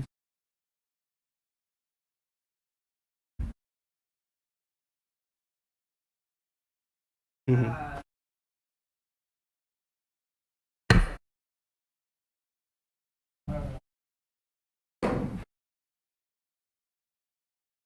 Introduce yourself.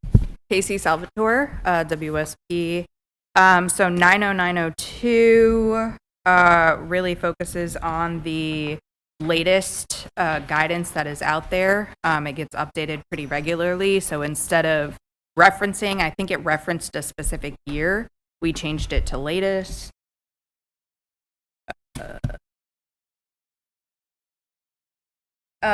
Just clarifying, so 20-foot wide subsection of a road with 10 feet wide. Speaking to Public Works, he had mentioned he liked 10-foot wide lanes, so just clarifying that the lanes have to be 10 feet and the entire roadway width has to be 20. But you have the midpoint of the road bed 30 feet in both directions. That it should be 10 foot per lane and then 10 foot. So that puts 20 foot from the center point. That was in reference to design and construction criteria, so C1, where it says 20 feet wide with travel lane being at least 10 feet wide. That next one,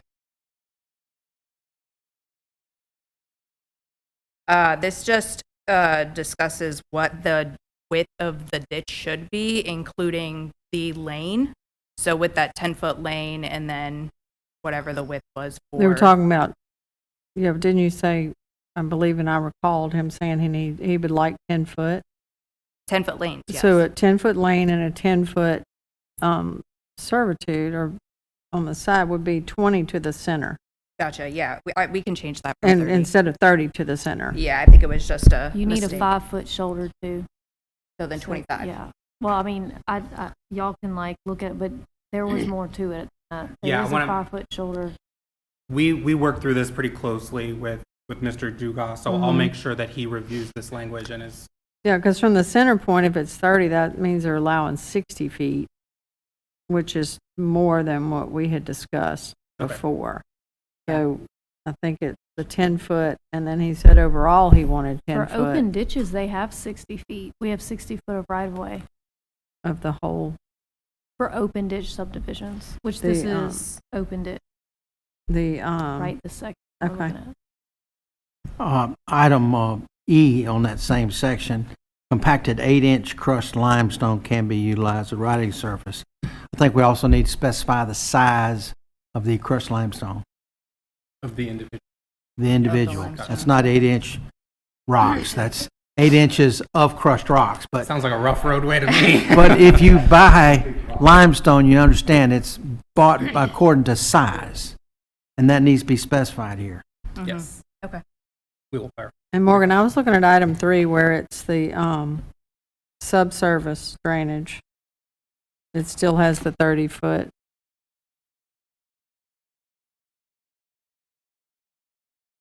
I think that says it for the, Where it says enclosed drainage system or subsurface drainage.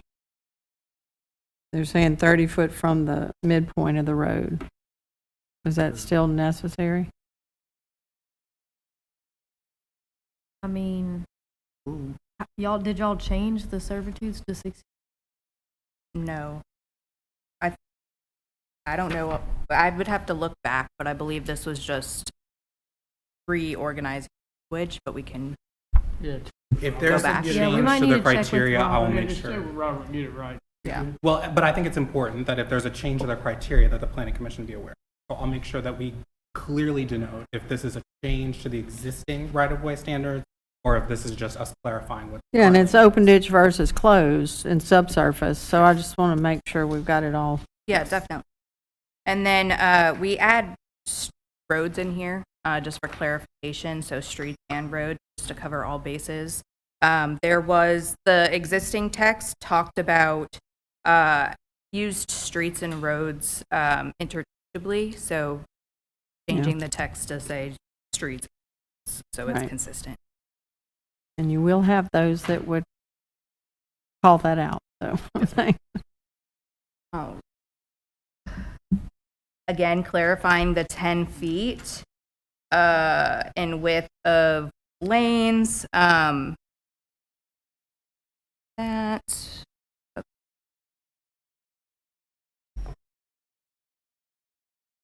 Yeah, 10-foot width of lanes, just to clarify from the 20. Yes, yeah.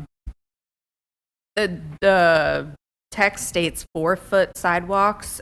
We did change it to 5 because that's the standard. But again, we'll further clarify that with Robert. Again, many street changes, streets and roads. 9, 10.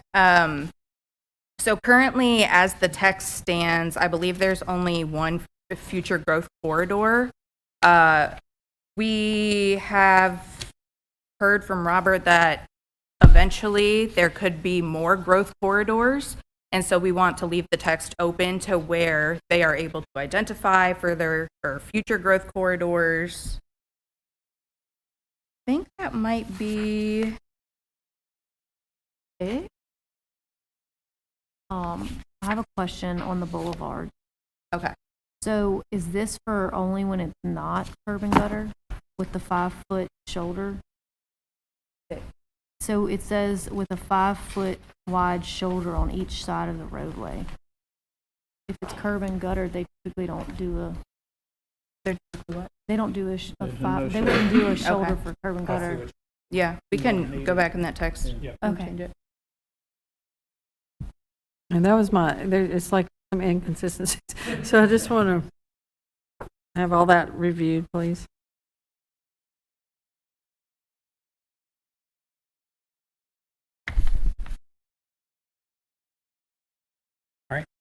Yes, we will review all of those changes. I will specifically make sure that we clarify changes to standards versus re-clarifying those standards. And we'll give you all a little summary at the top. And if even if it was legacy, I think it's prudent to just review the whole section. Yes, ma'am. And if there's a suggestion of, okay, to make it more consistent or whatever, we could then address that as well. Absolutely. All right. Any other comments on Article 9?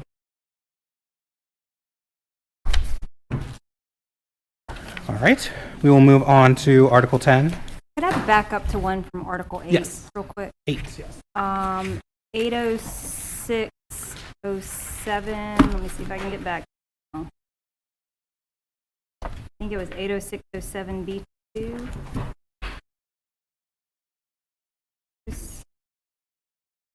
Oh, 07. 806.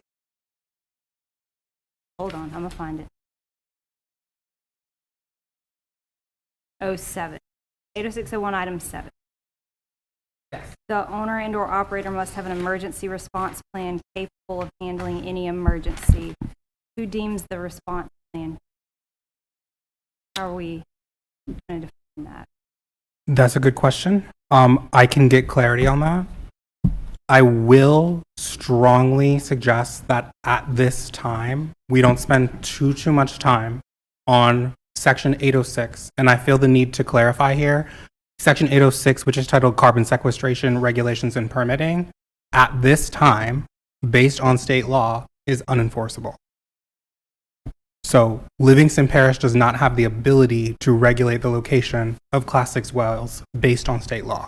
This is existing text that we think is important to maintain because at this time, the state is considering changes to that allowance of local entities' ability to control Class 6 wells.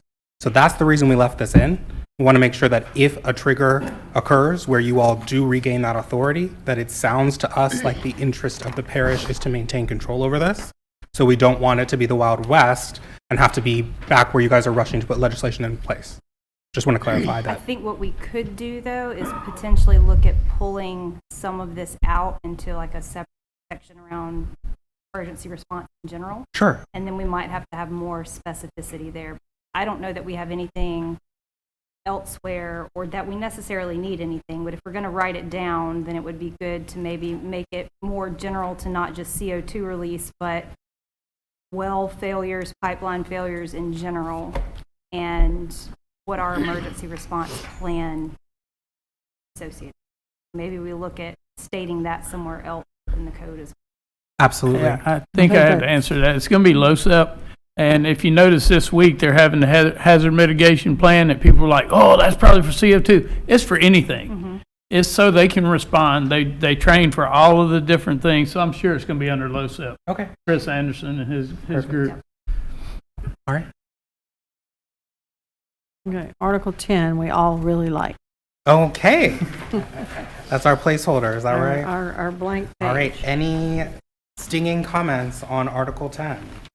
I really would like an article, Yes. but And I assume we'll get there eventually.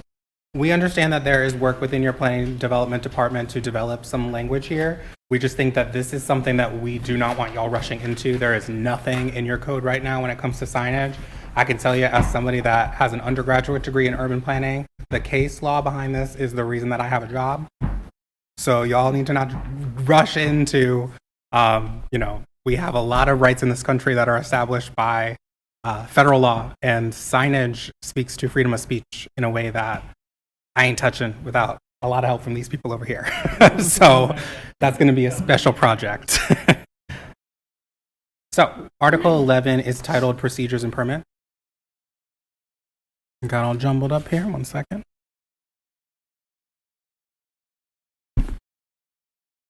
All right, so we did add, there were a couple of procedures that were missing. So we added, there's a table there that speaks to the application types. Really what that table is, it says it's all new, but that was our attempt. We were hearing like, people don't understand what the approval procedures are, what the forms are for all of these things. We just tried to put a table together that said, if you're trying to do X, these are the forms that you need. So we were made aware that there were a couple of items missing from that table. We added those in. We did add in some, we replaced this language on resubmission of denied applications. So there was some discussion that currently your code does not allow for an approved, if a plat has come forward and it was denied, that plat can't come, or that property cannot come forward again for, I believe it was a period of 24 months. We recognize that the intent there was not that an individual could come forward and ask you guys the exact same thing over and over again to hope for a different result, wasting a lot of staff time, wasting your. We now recognize that there are fees in place for requesting this exact action. So from our perspective, the very fact that somebody is going to have to pay to get to this point, they're not going to abuse this without some reason that they believe that a situation has changed. And if they do, I think that's a financial situation that we have covered, right? It's not wasting staff time without resource. So we recommend removing this. I just wanted to sort of speak to this one directly because that is a change to procedure that I think is sort of a preference of this board. That would be 11. 11. I have 1111. Oh, because I want to pull this where the application can't be refiled within a year. They want to pay $600, they can keep coming back. That's what I was talking about. That's okay. That's what I thought. Yeah. Okay. I want to pull it. Y'all pull. If y'all don't want it pulled, figure now that we have zoning fees. You know, before Right. we didn't have any. We didn't want somebody to get a denial or whatever, and then 90 days later they back. Right. They want to pay. Come on back. Absolutely. And I think the other conversation there too is if an individual comes before you with a proposed plat for a specific site and you all say that's not going to work in our community, but maybe if you reduce the density or maybe you did X, Y, or Z, well, now you just told them they can't come before you for 2 years. Mm-hmm. So it sort of disincentivizes that individual from, you know, maybe reacting to what you're asking for a specific part. Right, which could improve tax base, et cetera, if it moved forward. And we did have one that the individual was going to do one thing, and then they found out their neighbor wanted to do something different, and then another neighbor wanted to do the same as and so then it's like, oh, well, let's change. Had they made it here, which their intent was to, it would have messed, it would have changed everything. So circumstances change as well. So. Absolutely. All right. So I think we've addressed that issue. 1112 added NA where applicable in that table, essentially just replacing some blanks. The next one, again, I think this is just clarifying language that we got at the request of the council to clarify exactly what the procedures is for publishing those notices.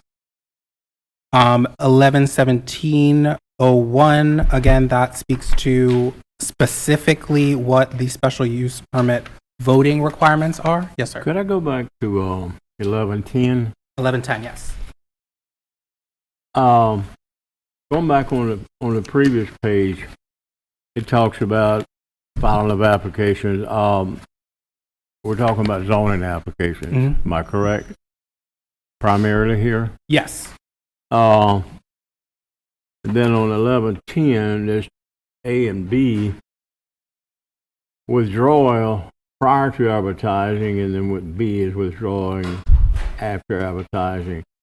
At the last sentence, it says, if requested by the applicant, the parish council shall determine whether the withdrawal shall be subject to the 24-month interval before refiling. I'm hearing 12 months. This is 24. Is it 24 to begin with, or 12? I believe it's 12, and this is being stricken. So we're going to remove this requirement. What I'm hearing, it might be removed altogether. Is that Scooter? Is that? So that's what he just requested. We need to change that. Yeah, that's what Scooter just requested. Okay, I'm sorry. No, Yes, you're fine. We're going to remove it entirely. Nathan, item 111501, initiation. Elsewhere in this document, we state if someone wants to request a zoning change, they have to prove to us they own the property. Mm-hmm. And here it says a person that has the consent of the owner. That's a little bit different. Yes, and I think this speaks to the parish-initiated zonings. Yeah. Is that correct?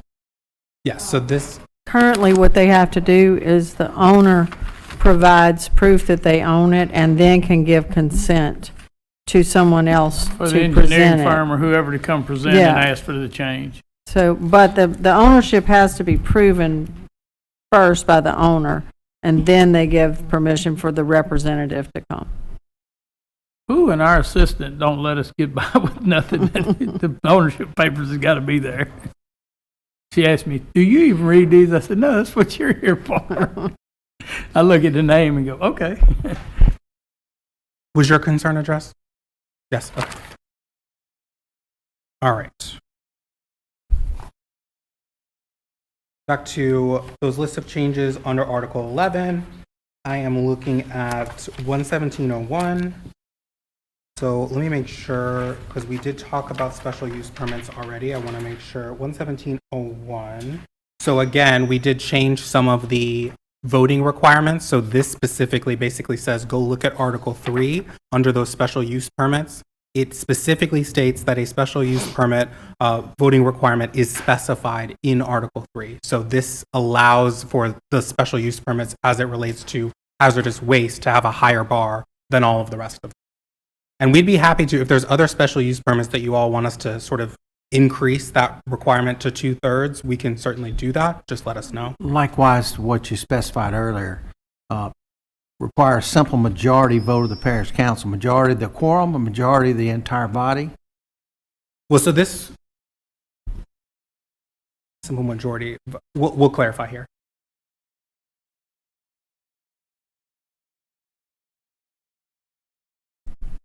Yeah, and I think that the answer for this one is going to be for the quorum, because this one is specific to the other ones that aren't the higher standards. We just need to be specific. Yes, sir. All right.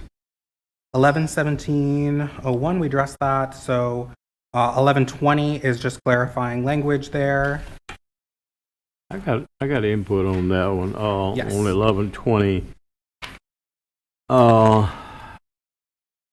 I guess paragraph J. In paragraph C, it talks about setback from the perimeter of a tower monopole to any residence, occupied structure, or commercial development.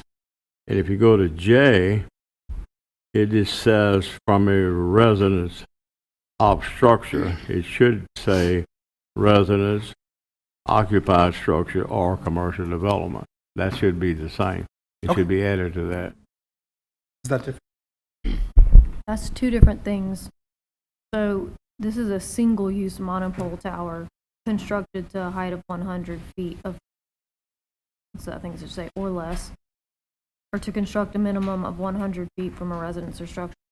I remember them putting this in because some utilities needed to put like a monitoring system, and there was issues about them going through the full process of a full tower when they're the only one that's ever going to be able to use it.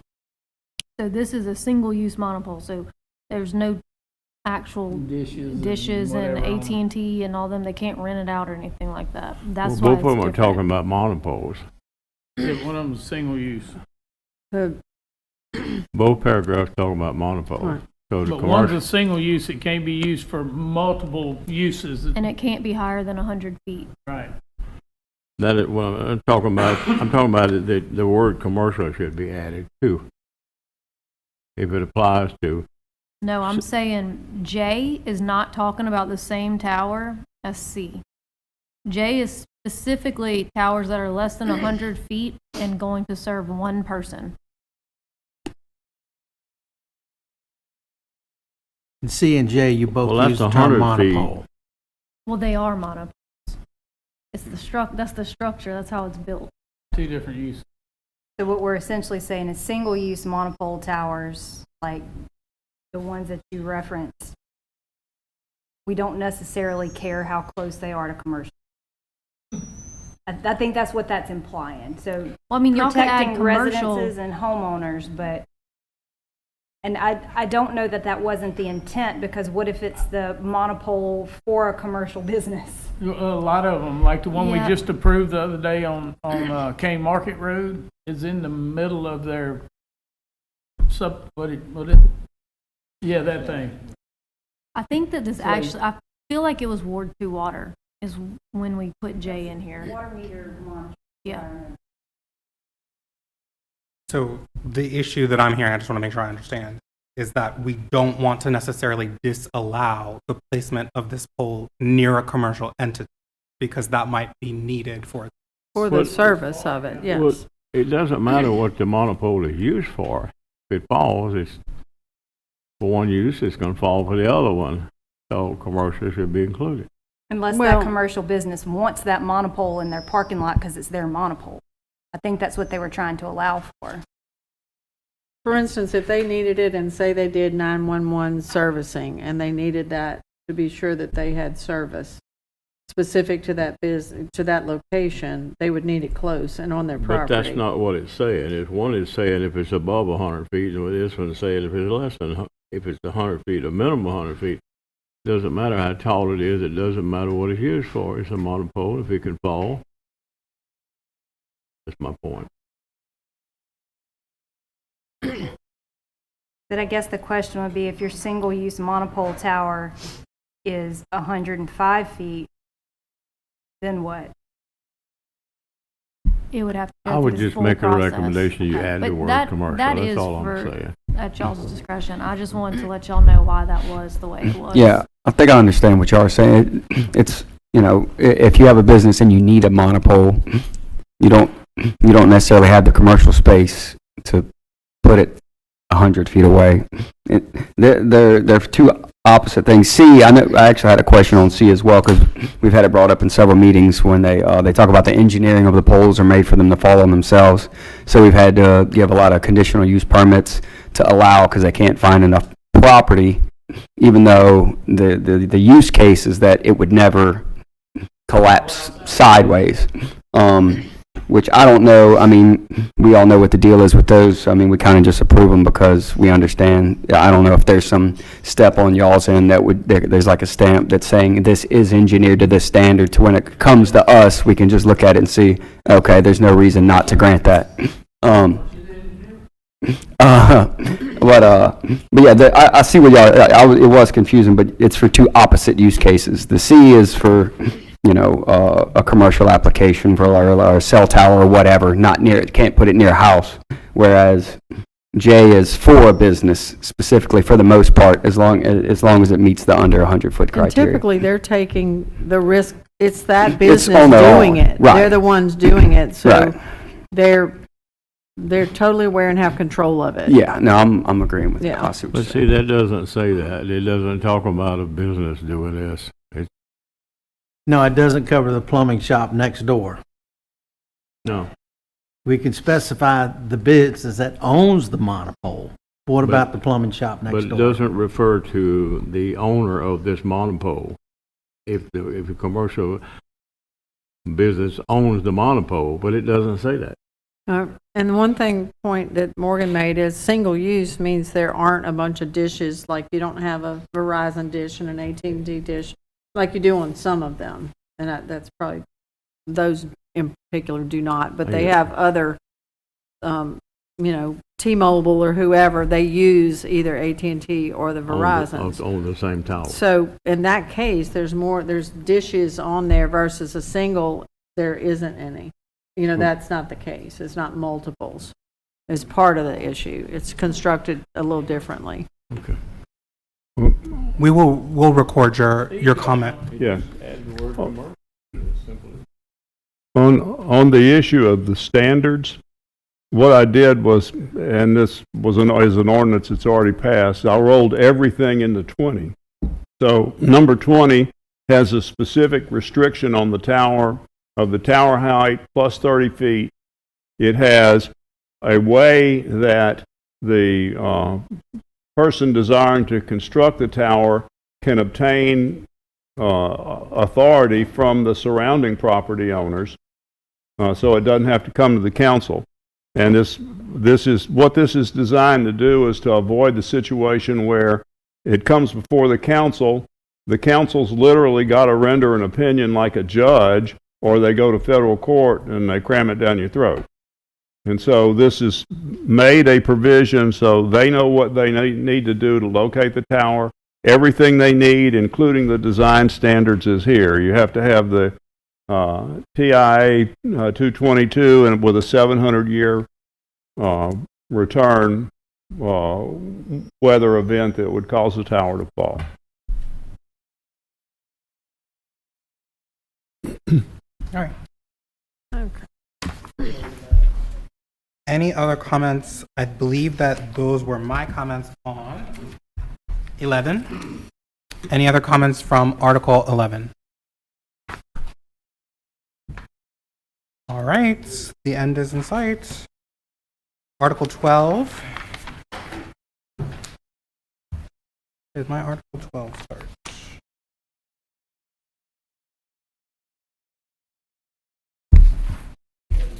Article 12 is titled Subdivision Procedures.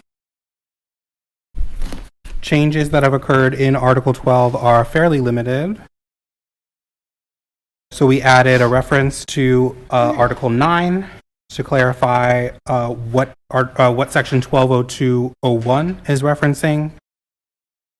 3 sections, fire protection review, school impact study, and traffic impact study, have been relocated to Article 9, as well as drainage impact study and drainage design requirements, as well as requirements for evacuation plan. So we'll double check. I think that location for requirements for evacuation plan might address some of your concerns, Commissioner Ferris. We'll take a look there about that. And then that's a typo for the last one.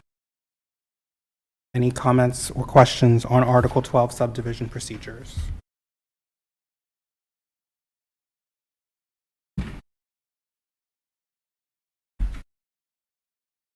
Going once. All right. Article 13 is titled Glossary of Definitions. I am not going to go through this list of changes to Article 13. I would suggest that if you guys see inconsistencies or items that you think may be able to be clarified through a quick addition to this section, just let us know as you're reviewing the document. Yes, sir. Sorry, there's one typo there on Article 12. Okay. Having to do with the maintenance bond, item C. 60 days prior to the expiration of the 24-month maintenance period. Gotcha. Small but important. Yep. Another very small one, if you go back to 60103, number 13, it says appendic instead of appendix. You got that one already? Okay. All right. All right. I had a question while we're back on 12, sorry. Yeah, that's okay. 120302, paragraph 1. As an exception, the 36-month period shall be reconsidered upon submission of legal documentation. What does that mean? I'm sorry, 120302, I was not Yep, listening. 120302.1. Yes. It's talking about the division of property being cumulative and you can't re-subdivide within 36 months. As an exception, the 36-month period shall be reconsidered upon submission of legal documentation. Here's what that means. I think what we're trying to leave the door open for here is any directive from a legal entity, we sort of have to honor that. So we just want to make sure that if a court is weighing in on some point here, that there is that change. Is that correct? Yeah, so this speaks specifically to court ordered sanctions, items that sort of are outside of the Planning Commission and Council control. Might want to try to word Okay. it Yeah, I think so we can that's make that clear. Yeah. I agree. Otherwise, it kind of sounds like you can bring some kind of legal Yeah, opinion up Sure. here. Sure. I'm going to get this 36-month requirement. Yes, we will make that clear. All right. So I don't want to leave off just yet. I do encourage you all to look at Table 2-1 in detail. So what that is essentially a table that has a lot of different uses in it, and it has every single zoning designation in it. And we tried to make this very clear that no matter your familiarity with a zoning code, with a development code, you can see whether or not a specific use would be allowed in a specific zoning designation. And so I did want to point point this out to y'all because you see all these changes, and these are mostly in direct response to lack of clarity that we heard on actual proposed uses. So things that we're hearing happening in other communities, things that we were hearing from your planning department should be clarified. So if there's any other, questions about would this use fall into this category? Is this covered? We want to make sure this table is as exhaustive as possible because as I said, this is where I would, if I were y'all and somebody said, can I do this in my zoning district, this would be the first thing I point to. Yes, sir. This is table 2-1 and that is in the appendix. It's before the appendices. So immediately following Article 13. Do y'all have a copy of that? Got it. On Article 13, large lot subdivision means a division of lot. 10 lots, maximum 40, lot size 87, 2 acres, with the maximum density of 1 lot per 3 acres. And what is it, 2 acres or 3 acres?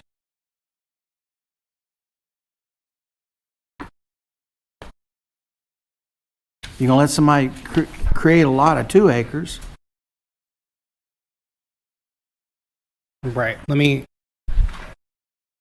don't see how those two can both coexist. Yeah, I think that's a typo. Because I see two. Oh, The large lot subdivision definition. They're asking about the 2 lots and the 2 acre lot and then the 1 lot per 3 acres. Okay. That is what the definition is right now. He's questioning why, I think or what if it's trying to wrong. say, It's a density. Let me see the Say what definition. she said? Yeah. so every lot, I Oh, think, hey, he don't, look what you did, Nat. I think every lot has to be at least 2 acres. Correct. But your overall average for your whole parcel can't exceed 1 That's per not the 3 subdivision. acres. So it could potentially create the conflict that you're thinking of. But if you've got 9 acres, that's 3 lots, right? I think it's trying to do both. Like, you understand what I'm saying? Yeah, I see what you're saying. I'm Some playing lots, out, and so I may not be some lots explaining have to be a myself lot very more than clearly. 2 acres. They may be, yeah. Have to be a lot. Well, for instance, the one down there close to you. I don't know that that's the way that we want it to be, but I think that was probably the intent, was trying to control the overall density of the whole subdivision because it's 10 or more, between 10 and 40, right? Between 10 and 40 lots with an overall density of 1 lot per 3 acres, average density of 1 lot per 3 acres. Every lot being at least 2 acres. So, yeah. Well, you got to consider any ponds they build, any roadways. So the idea is that they understand if you gave me this piece of property, you would wind up getting less than 3 acres because that's what they originally wanted when you had to build a road out. So they said, well, how about this? The minimum's 2 acres, but you have to have a density of 1 lot for every 3 acres. Yes. And how many of these have we built? We put this 0? No, we put a few. The Woodlands? Yeah, We but put a that's, few. those are 1 acre and 2 acre lots. We've done a few. We have done a few, but not that one yet. We did I think there was a Critter Cove. Oh, I know, which one? Mayberry. There Mayberry. was something Hill too. But yeah, no, we've had a few come through. well, y'all let me know if we feel like this Yeah. language needs to be tweaked. I'm hesitant to say, do this, based And it is on. because like lot size versus density, but it's a Right. little bit like vague.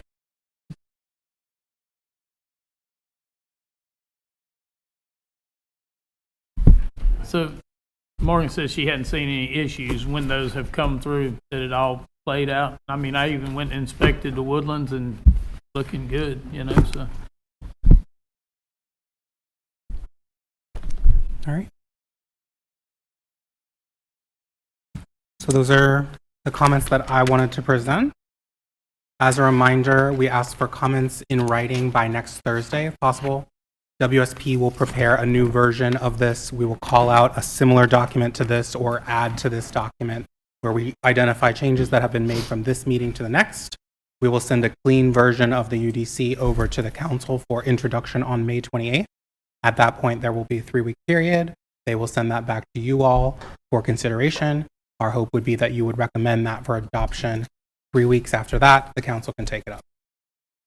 So please let me know if you guys have any other questions, but that is where we are at, and I really appreciate everybody's time and digging into this thing. I know it is a very dense document, but we appreciate the attention to this very important path forward and sort of what I consider to be the cap on this master planning effort. This was one of the key sort of pieces that was to come out of the master plan. So we're really looking forward to getting to the finish line with y'all. Please. Going back to the airport, we didn't discuss that too much, but in 304.03 use regulations, and it talks about under A4,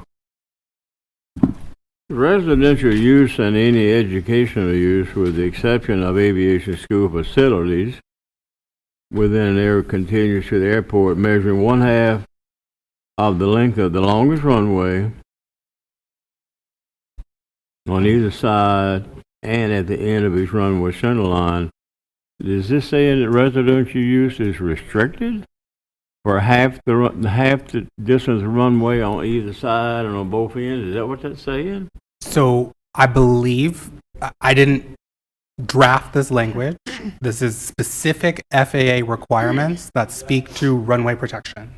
So I can't answer that in enough detail that I feel like I have the authority to tell you exactly what the intent is.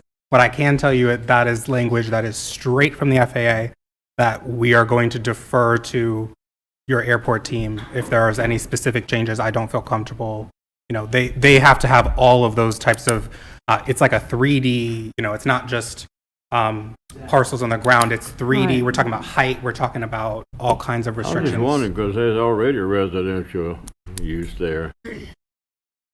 The FAA regulations, Mr. Burns, describes, like he's saying, several 3D shapes. Some of them are conical, some of them are trapezoidal, some are square. They very specifically says where, in relation to the runway, this But this statement here doesn't talk about conical. No, it doesn't, It's but explicit. it's explicit in these distances, but he says that these conform to all those shapes that the FAA describes. I understand. Well, how long is a runway? Does anybody know? I don't. 5,000 feet? I don't know. Maximum is 5,000. Initially, it's 4,800. That would be 2,400 feet on both sides of the runway. On each other runway, residential would be restricted according to this clause here. Yes. In a straight line. Now, there's a neighborhood that's in the process of development. I think we're having trouble with permitting. Immediately to the east of the runway. Well, I think Nathan deferring back to the airport commission and That's the okay. FAA, et cetera, probably appropriate. Just pick. If it makes you feel like, I've worked on a couple of these at other airports, just know whatever infrastructure is proposed well in advance of it being permitted or constructed, the FAA is going to look at a master plan of the entire area around this airport, including off of the airport, and say, that's a problem, that's a problem, that's a problem. They're not going to get far enough where you're going to have conflicting uses like this. They're not. No. The FAA is very strict about reviewing airport master plans, and so I do share that concern that there is some development potential in that area. So, but yeah, I would not recommend any changes to that section. All right. Do we have anybody else in the public hearing that would like to make any statements? Public hearing is closed. So do we have any comments from the parish attorneys? No comments from us. All right. Thank you. Engineer? No comment. Okay, department, sir?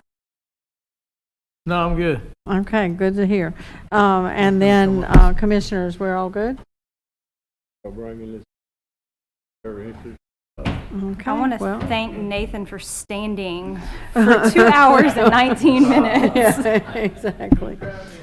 Exactly, so, all right, we are adjourned. Thank you.